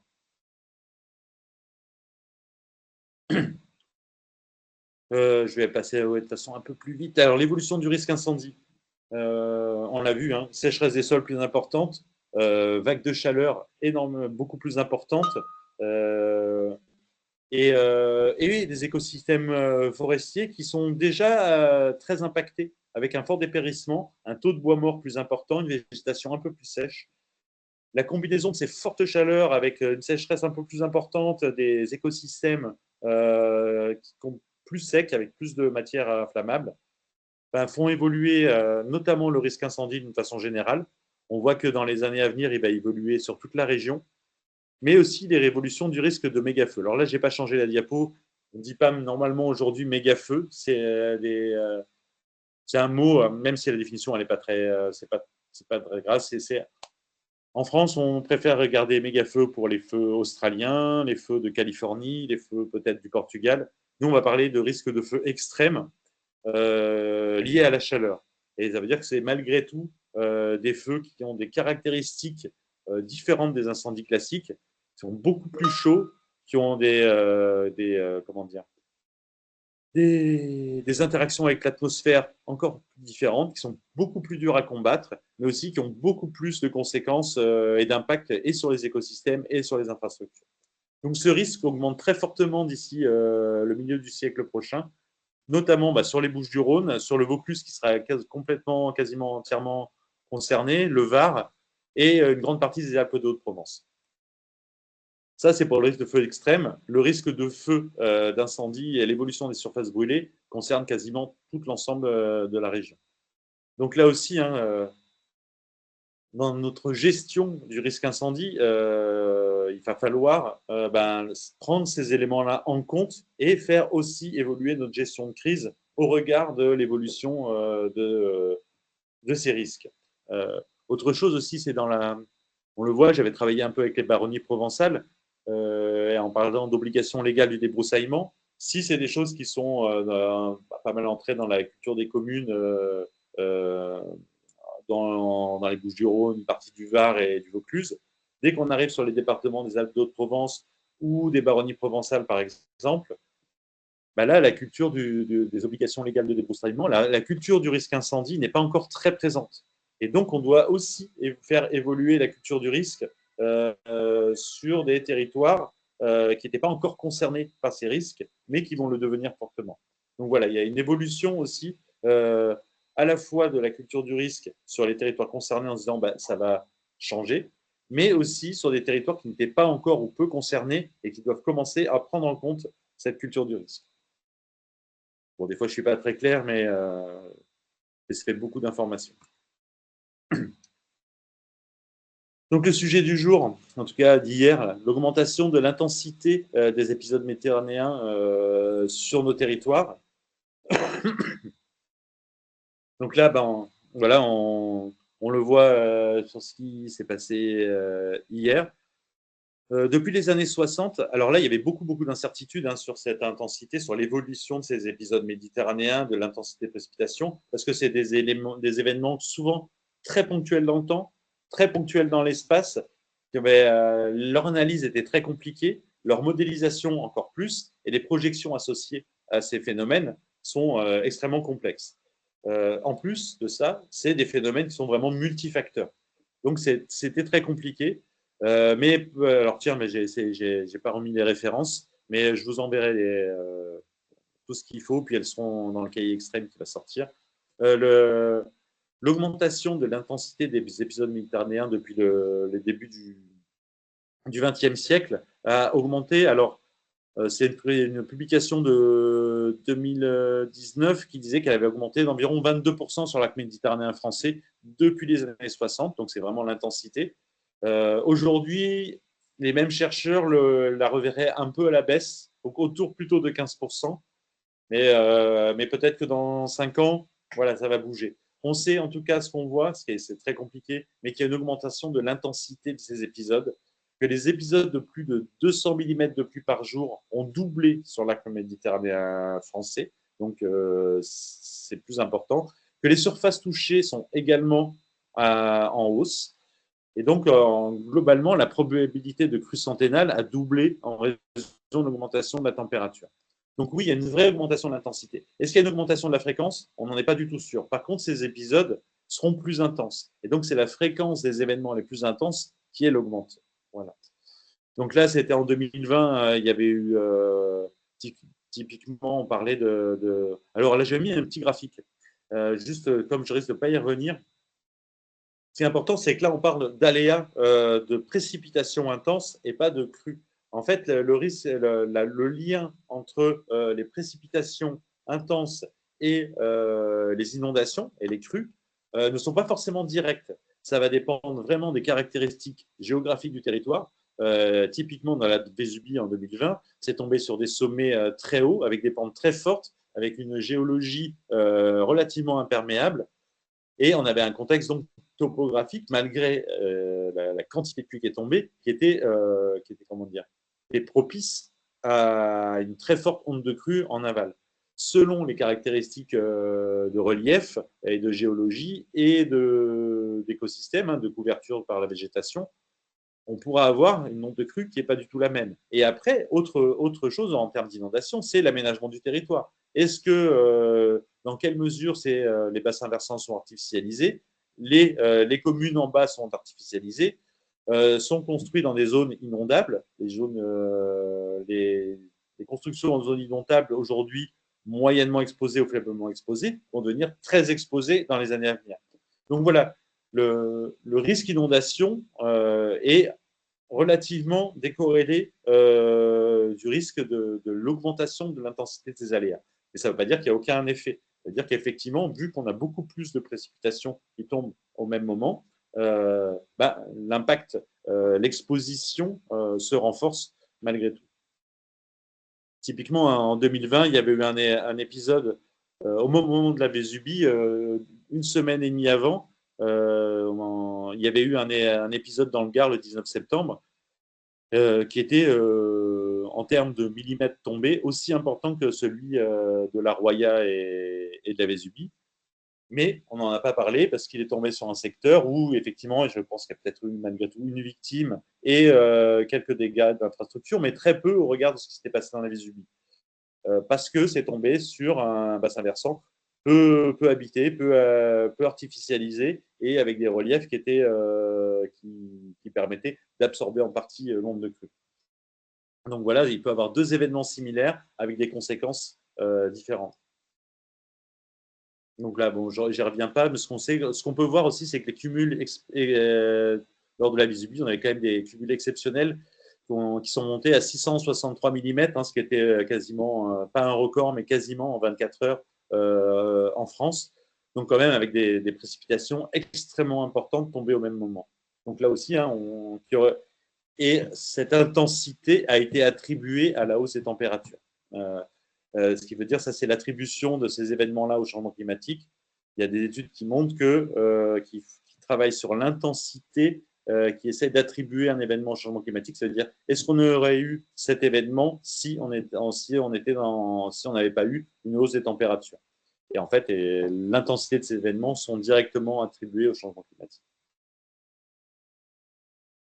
Bon, là, c'est hier. Hier, là, je parlais de 663 mm de précipitations dans la vallée de la Roya. Là, à mer, dans le 07, c'est le col de la Chavade, quasiment, pour ceux qui connaissent un peu l'Ardèche. Voilà, on est arrivé à 688 mm en 48 heures. Là, c'est des volumes de précipitations, même pour la France, qui sont complètement exceptionnels. Et si on regarde, là, on regarde un peu les volumes de précipitations, ce qu'on voit aussi, là, c'est que pour un épisode méditerranéen, hormis le fait qu'il ait lieu simultanément dans les Alpes-Maritimes et dans les Cévennes, c'est que c'était même au-delà des Cévennes. Ça veut dire que ça a touché le nord de l'Hérault, le Gard, jusqu'à Saint-Étienne, avec des inondations extrêmement catastrophiques. Et là, j'ai mis une petite photo du barrage de Huitfort. Ce barrage de Huitfort, on commence à en parler souvent, qui était complètement sec. Il y avait quasiment plus d'eau en 2022, et là, qui est extrêmement rempli. Et ça montre aussi, j'aurais dû mettre les deux, ça montre aussi cette variabilité. Ça veut dire qu'on va avoir une variabilité des années exceptionnelles, c'est-à-dire qu'on va avoir des années de très forte sécheresse avec des très fortes vagues de chaleur. Et quelquefois, la conséquence directe sera aussi des épisodes extrêmement importants en termes de précipitations. Pourquoi il y a une augmentation de l'intensité de ces précipitations? C'est notamment lié aussi au fait que comme il fait beaucoup plus chaud et que les mers sont beaucoup plus chaudes, alors les mers sont beaucoup plus chaudes, on a beaucoup plus d'évaporation, et comme la température de l'air est beaucoup plus chaude, plus la température de l'air est chaude, plus elle peut emmagasiner d'humidité. Pour 1 degré supplémentaire, c'est 7% d'humidité en plus. Donc aujourd'hui, on a des masses d'air extrêmement chargées en humidité qui, lorsqu'elles précipitent, libèrent beaucoup plus d'eau sur les territoires en un temps beaucoup moins important. Donc voilà, hein, il y a vraiment des phénomènes très complexes. Et là, en plus, on le voit, hein, on a aussi bien l'océan Atlantique que la Méditerranée sont encore extrêmement chaudes en octobre, avec une très forte, donc une très forte capacité en humidité et en énergie. Et donc là, on a à faire des événements, je n'ai pas eu trop eu le temps de suivre, mais voilà, assez exceptionnels, avec des inondations aussi bien dans l'Ardèche, à Annonay et un peu partout en Ardèche. Et j'ai pas regardé ce qui s'était passé dans les Alpes-Maritimes, mais ça fait 3-4, ça fait un mois que ça tombe très souvent sur les secteurs là-bas. En tout cas, voilà, l'intensité de ces épisodes vont continuer à se renforcer dans les années à venir. C'est des articles qui sortent. Je sais qu'il y a des projections qui sont faites. Il y a une thèse en ce moment qui est portée par Météo France. En tout cas, c'est un article qui est sorti, je crois, en 2021, qui montre qu'une diminution de l'intensité des épisodes intenses de précipitation sur le sud du bassin méditerranéen, mais par contre sur le nord du bassin méditerranéen, notamment sur l'arc méditerranéen français, on voit encore une hausse de l'augmentation de l'intensité de ces extrêmes de précipitation. Donc encore une hausse à peu près entre 10 et 20% de l'augmentation de l'intensité à venir d'ici la moitié du siècle. Autre phénomène, et puis je crois que là je parle trop, hein, chaque fois je parle beaucoup trop, je vais pas assez droit à l'essentiel. Je vais essayer d'aller un peu plus vite et je vais traiter de ça, puis après on pourra échanger. C'est la probabilité de l'apparition et qui existe déjà, de l'intensification des médicènes, qui sont des petits analogues à des petits ouragans, des petits cyclones méditerranéens qui commencent à se former. Il y en avait déjà eu un sur le territoire en 2011, c'est la tempête Rolf les 4 et 5 novembre. Hein. 900 mm de pluie dans la région du Gard qui était tombée, et des rafales de vent allant jusqu'à 150 km/h.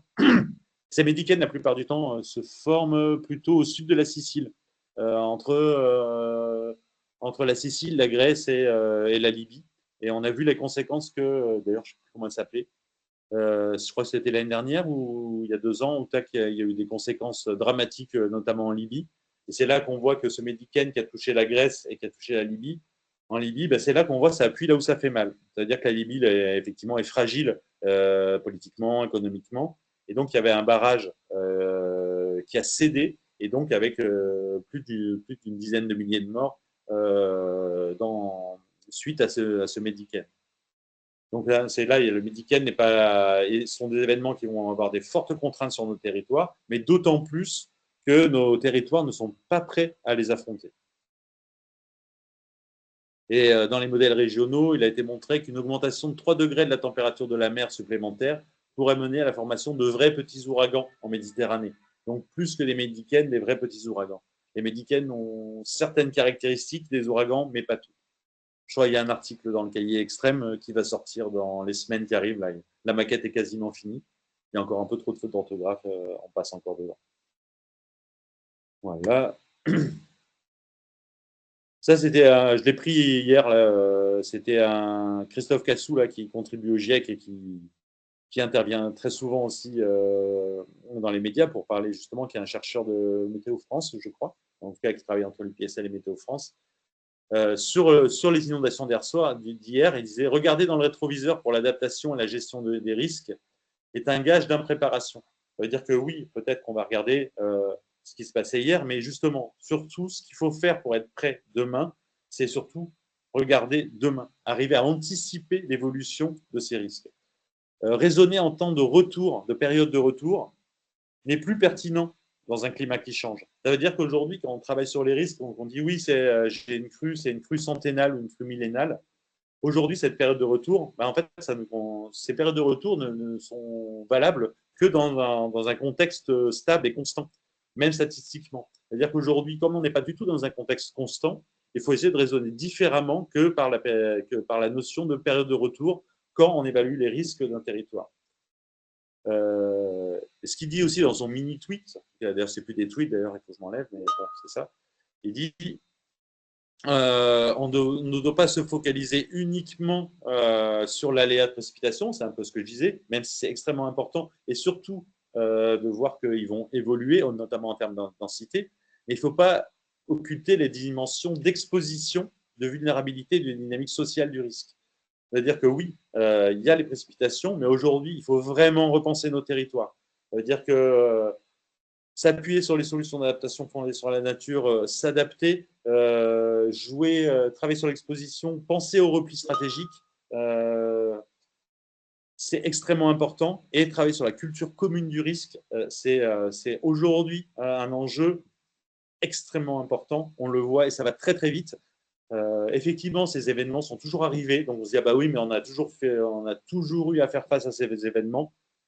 Je pense que l'intensité de ces événements, leur fréquence et leur importance sur nos systèmes et en termes de santé publique, en termes d'économie, en termes d'écosystème, arrive à un point où aujourd'hui, il est vraiment temps de réinterroger notre façon la façon dont on les appréhende, et c'est vraiment extrêmement important. Je ne dis pas que ça ne se fait pas, mais je pense que vraiment, il faut le faire de façon très profonde. Bon. Oui, je parle trop. Peut-être que je prends encore, encore 5-10 minutes pour essayer de finir. Je passe plus vite. Et puis, si comme ça, après, s'il y a quelques questions. Juste pour… je passe un peu sur les Alpes rapidement. Juste que voilà, hein, les Alpes, de toute façon, on l'a vu là sur la Bérarde, c'est des phénomènes multifacteurs, mais le changement climatique renforce les risques notamment de glissement de terrain qui sont très forts. La perte des glaciers, on n'est pas dans les risques majeurs, mais 25 sur les 256 glaciers qui sont encore présents en région sud aujourd'hui, seuls 25 seront encore présents à la fin du siècle. Donc on voit qu'il y a une forte augmentation. Juste en parlant de risques naturels, peut-être une évolution aussi du système d'avalanche. Là aussi, hein, c'est des choses qui peuvent évoluer. Ça veut dire qu'on a une évolution au niveau des caractéristiques des avalanches. Ça veut dire que le risque d'avalanche commence à remonter en altitude. Ça veut dire que là où on avait un fort risque avalanche encore à 1400 mètres sur certains secteurs, ce risque avalanche remonte aujourd'hui quelquefois à 1500, 1600 mètres. Ce qu'on a aussi, c'est une forte diminution de la proportion d'avalanches avec des aérosols. Ça veut dire d'avalanches de neige très sèches, mais qui peuvent avoir beaucoup de dynamique parce que très, très, très chargées en aérosol. Tout ça est en relativement diminution en fonction de l'altitude. Ce qui augmente, c'est le risque lié aux avalanches de neige humide qui augmente. Donc là, qui est quelquefois plus restreint dans sa zone d'impact, mais par contre, qui, vu le poids de ces avalanches, va avoir beaucoup plus d'impact sur les infrastructures. Ça aussi, c'est dans le cahier extrême. Ce sera mieux dit que ce que j'ai fait là. Mais voilà, on a aussi des évolutions dans le risque avalanche. Une exposition accrue au vagues de submersion. Le niveau de la mer monte. Ce qu'il faut retenir, c'est que le niveau de la mer monte. Donc ça, c'était le marégraphe. Ce qu'on peut retenir, c'est ce petit graphique. C'est qu'on a une accélération de la hausse du niveau marin. Ça veut dire que si dans les années 90, on était à peu près jusqu'en 90, jusqu'en 2000, à peu près 2 mm d'augmentation du niveau marin, par an. Dans les années 2010, on était à quasiment 3 mm. Et aujourd'hui, on est autour des 4 mm d'augmentation du niveau de la mer par an. Donc, on voit une forte accélération de la hausse du niveau marin. Et d'après le GIEC, il n'est pas exclu que d'ici 2050, on soit à 1 cm d'augmentation du niveau de la mer par an. Donc, on a une forte augmentation du niveau de la mer, et ça, il va falloir l'appréhender. Ce qu'il faut arriver à appréhender aussi, c'est la forte incertitude, le manque de connaissances qu'on a sur ces dynamiques de hausse du niveau marin, notamment en lien avec les dynamiques de fonte des calottes arctiques, mais surtout antarctiques. Et donc, en fait, ce qu'il ne faudrait pas, c'est sous-estimer l'élévation du niveau de la mer dans l'analyse de la vulnérabilité des zones côtières. Aujourd'hui, ce que dit le GIEC, c'est que ce qui est dans le GIEC, dans les projections les plus pessimistes, ça veut dire de 80 cm d'élévation du niveau de la mer à la fin du siècle, sont les plus réalistes, et il n'est pas exclu qu'on aille beaucoup plus loin et qu'on soit beaucoup plus haut, et ils le disent, c'est le graphique suivant, qu'on soit en 2100, il n'est pas exclu que le niveau de la mer puisse augmenter de 1,7 m en 2100. Voilà, ça sera entre, là on le voit, entre 80 cm et 1,7 m. Très fortes incertitudes. Le problème, c'est comment on les gère, ces incertitudes, et comment on essaye de s'assurer que ce qu'on va mettre en place sur le territoire aujourd'hui, surtout quand on est en termes de protection du milieu marin, de protection vis-à-vis des effets des vagues de calibrer, de ne pas sous-calibrer les solutions qu'on va mettre en place en termes d'élévation du niveau de la mer. Et cette élévation du niveau de la mer, bien sûr qu'elle a des conséquences sur les phénomènes d'intrusion saline, sur l'érosion côtière, mais elle renforce aussi l'exposition aux vagues de submersion. C'est-à-dire qu'elle va renforcer, même si c'est lié à un séisme, elle va renforcer notre exposition aux tsunamis, qui, eux, n'ont pas forcément de lien directement avec le changement climatique, mais leur effet sera renforcé par un niveau de marin qui est beaucoup plus haut. Là aussi, où il faudra faire, on aura une conjugaison, une combinaison des risques. C'est en bas, là, lors des fortes tempêtes, et des inondations fluviales et submersions marines peuvent être concomitantes. Et donc, on augmente de façon considérable les risques au niveau des embouchures des fleuves côtiers et des deltas. Ça veut dire qu'on a une mer beaucoup plus élevée qui empêche l'évacuation de l'eau qui arrive par les cours d'eau. Donc voilà des phénomènes qui pourront aussi se combiner, et il faut penser vraiment à la concomitance et à la combinaison, à la synergie entre ces facteurs sur le territoire, et ne plus penser les événements déconnectés les uns des autres. Donc là, c'était des cartes du BRGM qui montrent l'exposition de la Camargue. Si on a 50 cm d'élévation du niveau de la mer, on voit que quasiment c'est l'ensemble de la Camargue qui est exposé aux vagues de submersion. Là, on voit Saint-Gilles, on voit Arles, donc quasiment jusqu'à Arles avec 50 cm supplémentaires d'élévation du niveau de la mer. C'est quasiment toute la Camargue qui est exposée. Et là, c'est la même chose. Alors là, c'est pour 1 mètre, mais là, on est sur Toulon et sur la presqu'île de Gien, où on voit que la presqu'île de Gien deviendrait très probablement, d'ici la fin du siècle, une île suite aux impacts des vagues de submersion. Là, il y a là, on monte. Donc là, on est sur les vagues de submersion. Ce qui est intéressant aussi, c'est de voir quelle est l'exposition des populations, et comment cette exposition, qui est là, celle aujourd'hui, faite en 2021, qui montre l'exposition des populations aux vagues de submersion et la densité des résidents en zone à évacuer. On voit qu'il y a des grosses concentrations, assez grand à Marseille, mais une grosse concentration autour de Toulon, la Seine-sur-Mer, en plus là, avec des enjeux aussi bien militaires, portuaires, d'infrastructures routières et d'habitation. Une grosse concentration d'enjeux aussi autour de la zone de Toulon, par exemple. Mais en tout cas, on voit la densité là, des personnes à évacuer en 2021. Sachant que l'exposition à ce type de phénomène augmente, cette densité des résidents en zone à évacuer, si on ne change pas notre aménagement du littoral, va augmenter dans les années à venir. Bon, après, je vais passer sur les canicules sous-marines. On est moins là dans l'aménagement du territoire, même si les conséquences sont absolument dramatiques. Juste pour finir, je ne sais pas si vous le connaissez ou pas, c'est un rapport de la CCR, là, de la compagnie des réassurances, qui ont fait plusieurs rapports sur l'évolution de la sinistralité en 2050. Donc là, j'ai mis juste les deux tableaux dans une merde. On montre que sur l'ensemble de la région PACA, alors là, il faut que je regarde, je crois que c'est sur la région PACA, est-ce qu'il y a le même sur la région Occitanie? Je ne sais pas. Je sais qu'ils sont travaillés par département et commune. Alors, c'est sur la région PACA. Donc, peut-être que la CCR a travaillé aussi. Mais là, c'est l'augmentation de la sinistralité. On voit que sur la région, en moyenne, la sinistralité va augmenter de 40% en prenant en compte tous les aléas, inondations, submersion marine, sécheresse.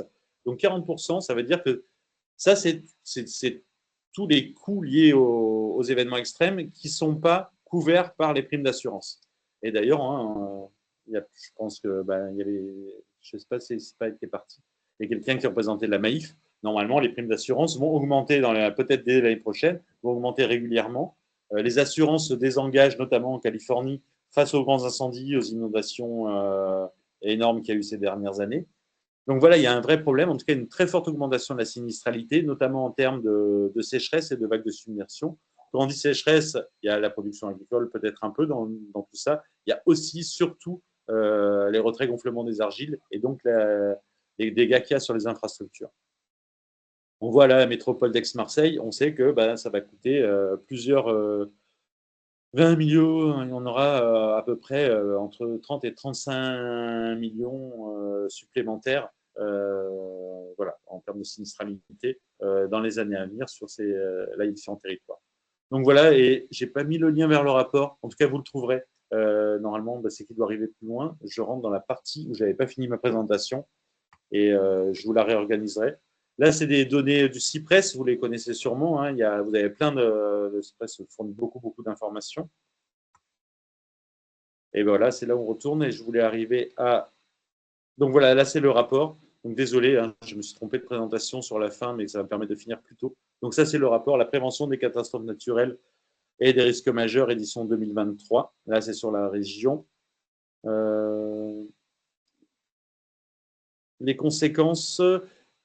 Juste un point et je passe à ma conclusion, parce que là, comme ça, vous pourrez poser des questions. Ah ben voilà, merci pour ceux qui mettent plein d'informations sur l'Occitanie en parallèle. Je n'ai pas assez bossé sur les deux territoires. Juste là, bon, on ne va pas parler de maladies infectieuses émergentes, même si je pense que dans les années à venir, ça va être des choses vraiment extrêmement importantes à gérer sur les territoires, hein, avec des cas de dingue, typiquement 50 cas de dingue, une petite épidémie au-dessus de Nice. Ça y est, comment ça fait sur les territoires. Et ce que je voulais dire en termes de santé, au-delà de l'impact direct de ces événements sur la santé, c'est les répercussions en termes de santé mentale et de stress post-traumatique suite à toutes ces inondations, ces pertes en termes de vagues de chaleur, les vagues de submersion, les incendies. Je pense qu'aujourd'hui, il faudra effectivement, là aussi, réinterroger notre façon dont on suit ces stress post-traumatiques qui peuvent survenir directement suite à l'événement, voire dans les 6 mois, dans l'année ou dans les 2 ans qui suivent, et qui, s'ils ne sont pas traités à temps, peuvent se transformer en dépression profonde. Et il y a encore des gens qui se déclarent suite aux événements en 93 de Louvèze, à Vaison-la-Romaine, cet événement. Il y avait un praticien il n'y a pas très longtemps qui m'avait dit que oui, pour la première fois, il avait un patient qui venait le consulter et qui était en état dépressif et que l'origine, malgré tout, il n'avait pas réussi à récupérer au niveau mental des événements qui avaient eu lieu quasiment 30 ans en avant ou 20 ans avant. Donc, vraiment essayer de prendre en compte ça aussi sur les territoires, vu qu'elles vont se multiplier, ces événements, arriver à bien encadrer tous les impacts qu'on peut avoir sur le court terme, ça serait mieux, et sur le long terme, peuvent avoir les conséquences que ça peut avoir en termes de santé mentale. Voilà, pour faire très simple. Et là, il faudrait que je retrouve… On pourrait finir comme ça, sur le fait que, parce que là, s'il y a des questions, après, je pourrais aller un peu plus loin. Il y a deux grandes choses à faire. C'est d'une part, effectivement, ce qui a été dit tout à l'heure, il est incontournable de continuer à travailler à s'attaquer à la source, de mettre en place une sobriété qui soit une sobriété, comment dire, des stratégies de sobriété territoriale, en fait, que ça ne repose pas que sur les citoyens, mais que ça soit encadré. La sobriété doit être encadrée. Développer, alors c'est pas un mix, hein, c'est un mix énergétique basé vraiment sur des énergies renouvelables, en tout cas sobres en carbone, favoriser la séquestration du carbone. C'est important. On s'attaque à la source, on réduit nos émissions, c'est l'atténuation. Et ça, aujourd'hui, c'est incontournable, c'est un enjeu global, et tout le monde doit y participer. Et on a des co-bénéfices, hein, malgré tout, forts sur les territoires. Cette atténuation, il ne faut pas l'opposer à l'adaptation, qui va permettre de faire face à ces conséquences. Ça veut dire se préparer, anticiper l'évolution de ces événements extrêmes, typiquement. Et s'adapter, et là, ma diapo, elle n'est pas très bien faite pour ça. Peut-être je peux le mettre en deux, moi je l'intègre, mais il peut y avoir deux choses. C'est-à-dire s'adapter, ça veut dire, c'est par exemple faire en sorte que 2022, qui était une année extrême, ne le soit plus pour les territoires dans 30 ans. C'est-à-dire qu'on a adapté, on a fait évoluer notre aménagement du territoire, on a fait évoluer notre pratique, et on saura tout à fait gérer 2022. Et quand on en aura comme une année comme 2022, on ne sera pas en gestion de crise. Ce sera une année normale, tant mieux. Par contre, on aura des années où, malgré tout, on aura des événements extrêmes encore plus importants. Donc, il faudra quand même travailler sur la gestion de crise. Mais voilà, c'est essayer de reporter le fait qu'on ne soit pas en permanence en gestion de crise. Et là, il y a deux choses. Donc, s'adapter, donc faire évoluer l'aménagement du territoire pour essayer de minimiser les impacts, faire évoluer les pratiques professionnelles, c'est extrêmement important. Mais aussi travailler sur la culture du risque, sur les systèmes d'alerte et sur notre capacité à rebondir derrière les enjeux. Donc là, en fait, on travaille aussi bien sur l'adaptation des territoires que sur la résilience. Et je pense que c'est deux choses qu'il ne faut pas opposer, qui sont extrêmement complémentaires. Donc, travailler sur la résilience, sur notre capacité à gérer les crises, à rebondir après des crises, mais aussi sur l'adaptation qui va nous permettre de gérer le moins possible un moins grand nombre de crises. Donc, voilà, et ça on n'oppose pas l'atténuation, ni l'adaptation, ni adaptation et résilience. Et il ne faut pas opposer non plus les enjeux de biodiversité parce qu'on va le voir, ils sont extrêmement importants. Et ce que dit le GIEC au niveau de l'adaptation des territoires, ce qu'il dit, c'est que les solutions intégrées, multisectorielles, qui s'attaquent aux inégalités sociales, c'est-à-dire que ce qu'on va mettre en place, aussi bien en termes d'atténuation, et c'est souvent un problème, que d'adaptation, on doit faire attention que ça ne pèse pas sur les plus précaires, qui sont déjà les plus exposés. Et qui préservent la biodiversité, là aussi, on fait attention aux enjeux de biodiversité, on sait que c'est une solution forte. Donc les solutions intégrées, multisectorielles, on casse les silos, qui s'attaquent aux inégalités sociales et préservent la biodiversité, elles augmentent leur faisabilité, leur efficacité dans plusieurs secteurs et sur le long terme. L'avantage aussi, c'est qu'en faisant ça, on valorise l'éco-bénéfice en termes d'aménagement du territoire, en termes de santé publique, en termes de biodiversité, en termes de qualité de vie, en termes de beaucoup de choses. Et je pense que je vais m'arrêter, je suis trop long. Et de toute façon, je réaménage les dernières diapos. Vous aurez quelques éléments ensuite que vous pourrez considérer. Notamment, j'allais aller sur les solutions fondées sur la nature, qui, quand j'ai dit qu'elles sont très intégrées, voilà, permettent de concilier biodiversité, adaptation, atténuation. C'est les premières aujourd'hui qui sont à notre disposition. C'est l'ingénierie écologique, c'est sûr. Mais elles ont vraiment l'avantage, quand elles peuvent être utilisées, de changer profondément nos territoires, d'avoir de multiples bénéfices, de ne pas être si élevés en termes de coûts pour ça. Et de toute façon, aujourd'hui, il y a des financements pour les solutions d'adaptation fondées sur la nature. Des financements qui ne trouvent pas toujours preneurs. Il y a eu des réunions où je voyais que on cherchait à financer des actions. Donc, en fait, là aussi, il y a une réorganisation territoriale qui doit être faite pour arriver à chacun, pour amener nos compétences en termes de connaissances, en termes de prise de décision, en termes d'opérationnalité, de financement. Voilà, on a besoin aujourd'hui de partager nos expertises. C'est bien trop complexe pour essayer de travailler seul dans son coin. Et je vais m'arrêter là. Je vais vous laisser la place aux questions. Et selon s'il y a des questions, je pourrais continuer un peu. Merci beaucoup, Antoine. Du coup, la parole est à tout le monde. Si vous avez des questions, il est temps.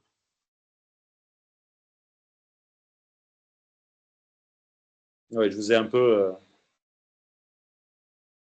J'en ai fait trop, comme d'habitude.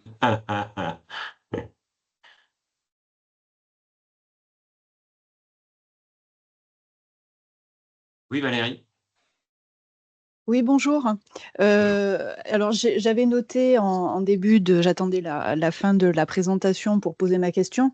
Alors, elle concerne, je dirais, plus les premières diapos quand vous faisiez un schéma un petit peu global, hein, vous faisiez une présentation globale au niveau des différents facteurs, particulièrement sur la diapo qui concernait le top 10, on va dire, mondial au niveau des risques. Il me semble avoir noté qu'il n'était pas question de pression démographique. Et je voulais savoir, je regarde, mais je crois pas que ça en fait partie. Je voulais savoir si ça fait partie des choses, parce que ça me paraît quand même assez important. Bah, oui, oui, c'est fortement important. J'allais dire, c'est un facteur aggravant. Et c'est pas un facteur c'est un facteur aujourd'hui. Alors, ça dépend comment il est géré. En fait, c'est pas le risque au niveau de l'évolution démographique. Il est complexe et comment dire. Il est dans l'érosion de la cohésion sociale. Il est là. Il est dans les crises qu'on va pouvoir rencontrer sur les territoires. Il est dans l'artificialisation du territoire. Et il est surtout là, en fait, le risque au niveau de l'évolution démographique. Et je pense qu'il est caché derrière la façon dont on a de gérer nos territoires. Aujourd'hui, c'est pas parce qu'on est plus nombreux qu'on en est là. C'est la façon dont on a géré cette évolution et c'est la façon dont on a géré nos modèles et notre économie. Les pays en très très forte croissance démographique. Dans certains cas, c'est des pays très très émetteurs. Dans d'autres, c'est pas du tout des pays émetteurs, comme en Afrique typiquement. Ça dépend vraiment de notre façon de gérer les territoires. Alors effectivement, aujourd'hui, hein, c'est pas quelque chose d'anodin. C'est vraiment, ça renforce la complexité de transformer nos modèles, parce qu'on a des modèles qui ont permis cette explosion démographique, qui ont même souhaité d'ailleurs. Mais je ne pense pas que ça soit en tant que tel le risque majeur pour l'économie. Surtout que plus il y a de monde, quelquefois, plus l'économie s'en porte.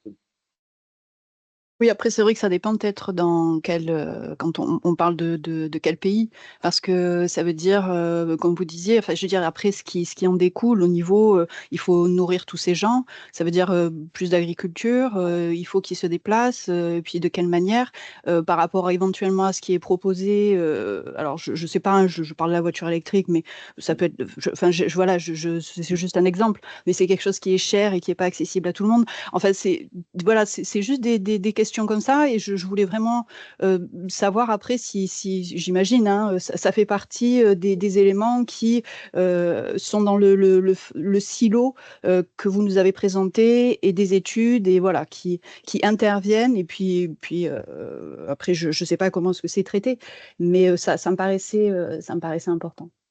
Et en fait, c'est très important. Et en fait, c'est toute la question sociale qui est derrière ça. C'est un peu complexe, c'est très, très hétérogène à l'échelle mondiale, hein, si on prend en compte la population. Mais là, si on prend en compte aussi les facteurs, le facteur humain et social dans la transition écologique en France, c'est une vraie question. On a évoqué tout à l'heure l'industrie automobile, et là, on parle encore des transports, des voitures électriques. Là aussi, on est d'ailleurs souvent, hein, c'est comme ça qu'on va opposer, dans les campagnes, on ne peut pas parler de voiture parce que dans les campagnes, c'est très très complexe. En même temps, si je regarde, tout à l'heure je le disais, en région Provence-Alpes-Côte d'Azur, on est 80% à vivre dans des métropoles. Et je ne sais pas si ce n'est pas plus à venir travailler dans les métropoles. C'est-à-dire que déjà, si on réglait le problème métropolitain, ne serait-ce qu'en termes de transport, on réglerait une grande partie du problème.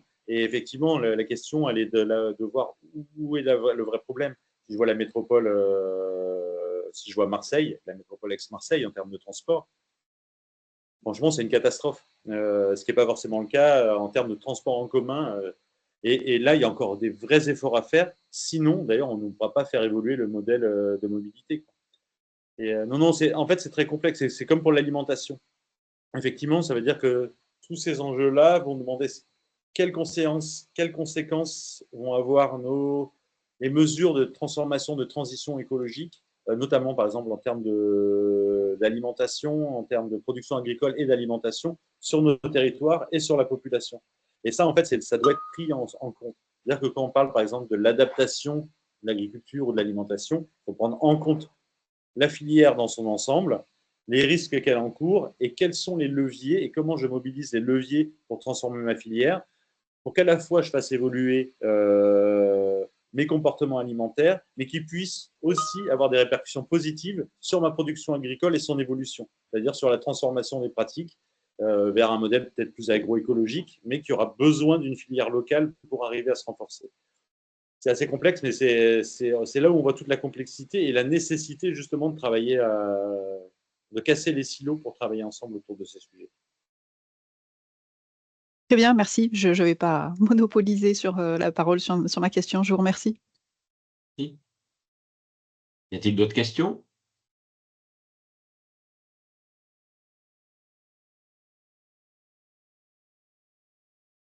Il